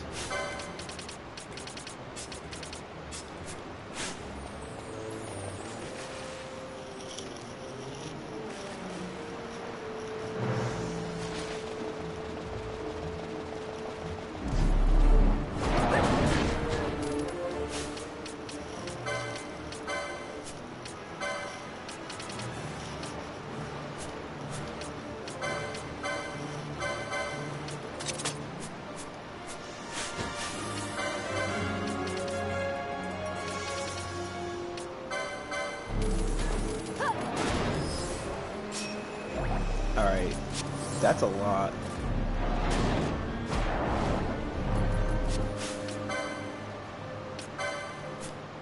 Right. I would really very much like to not be targeted.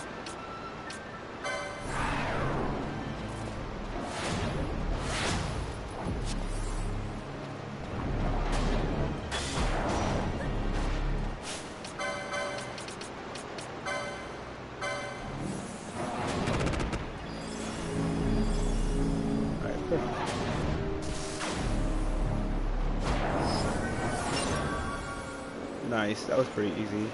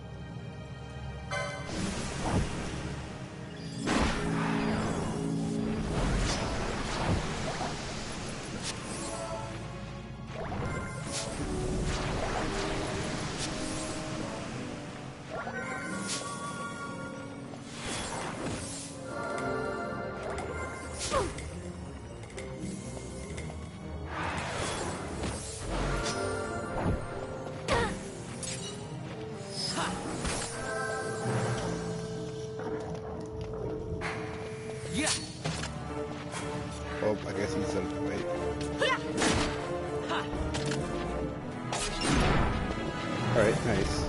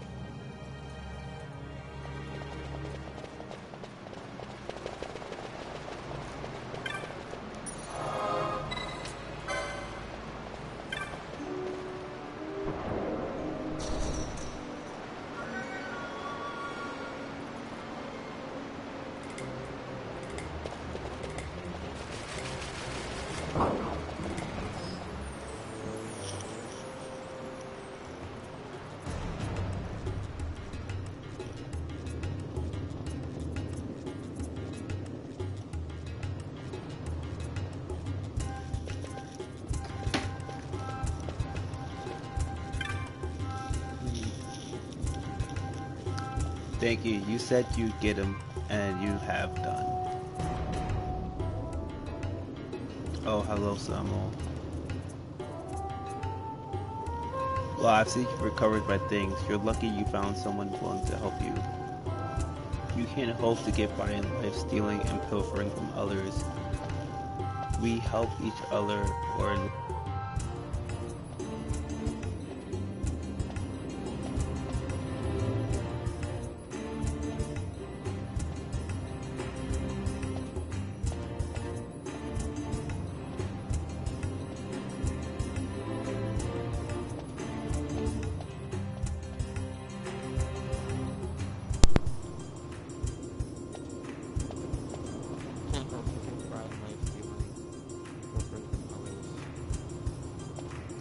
I'll put you now. Hopefully you've learned something from all of this, and it won't go so well for you if we catch you stealing again. Thank you, thank all of you. I've learned my lesson, so I have.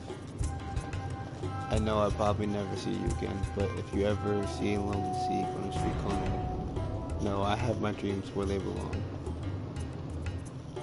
You and me, it would never work out. Forget anything. This is for helping me out. It ain't much, but it ain't stolen either.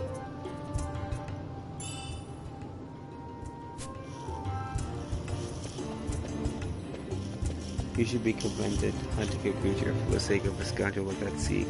I don't care how large the bounty is. It's a rare soul who has the courage to risk his life to help another. Speaking of which, I think you ought to have this. It's a blackened fragment of some sort of medallion. It was given to me by a man who said I should pass it on to someone who'd shown great courage. I doubt he could object to me giving it to you. He was quite a character, I can tell you. Spent most of his life as a sky pirate. He just decided to mend his ways when the war broke out. He's planned to start a new life in Nabudis, his home as a boy. But his dream died with the city. He came here a broken man and died not long ago. I was a sky pirate myself once. I'd rather not too many people knew, though. Some choice profession, wouldn't you say? Anyway, through a course of events I won't bore you with now. I saved this man's life, and that's why he entrusts me with this part of the medallion. He never told me what it was for, or what it did, but I got the impression it was important. Now I want you to have it. It belongs with you.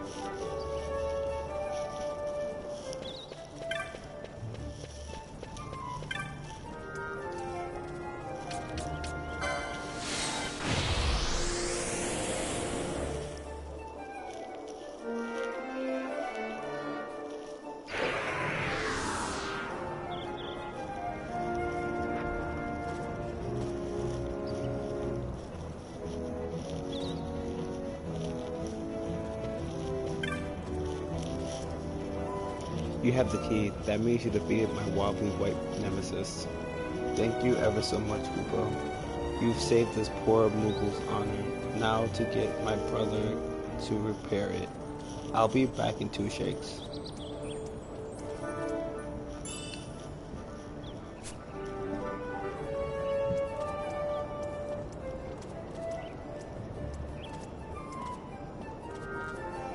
Sorry to keep you waiting. My brothers repaired the key, but not before a surreptitious message arrived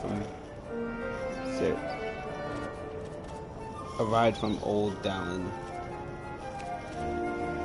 He found another key that worked, so he doesn't need this one anymore. Sorry for wasting your time. It wouldn't feel right keeping the key now, so I want you to have it. It's the least I can do after all you've done.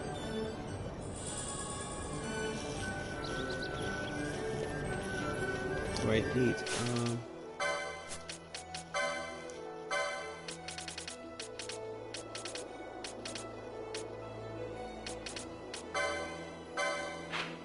Haven't gone there yet.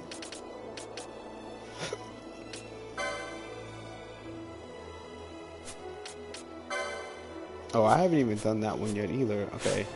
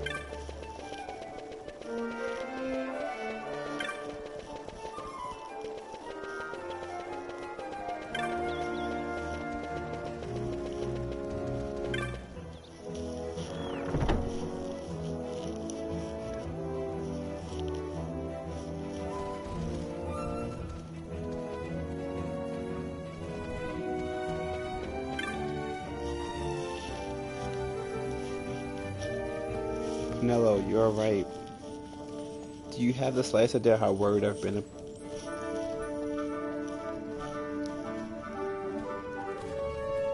What? Don't tell me you're off running about with those sky pirates too, Vaughn. I can't. Vaughn I can understand, but you, Penelo? Well, I suppose it's not all bad. The two of you are finally growing up, making decisions for yourself. Do as you feel you must. Whatever your trouble you might get yourself into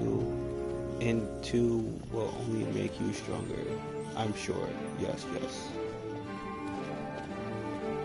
When you want to come back, you've only... No, you go about your adventure until you decide for yourself it's time.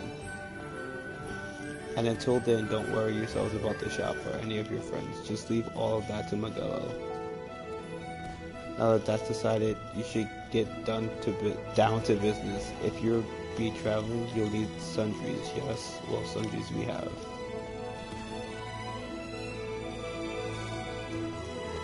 It's cool.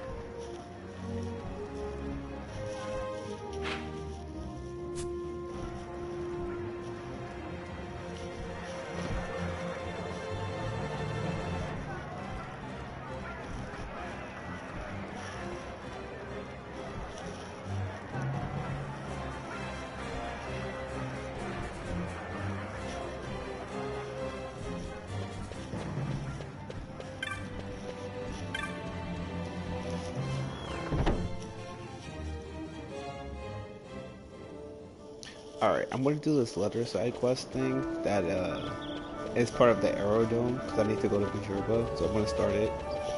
Because you can't finish it until you get to Arcades, and I'm about to reach that area, so.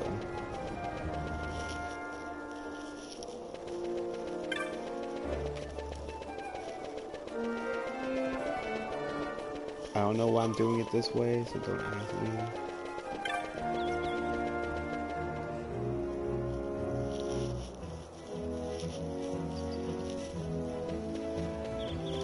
Actually, what time is it? Yeah, I'm gonna save it and I'll come back to this.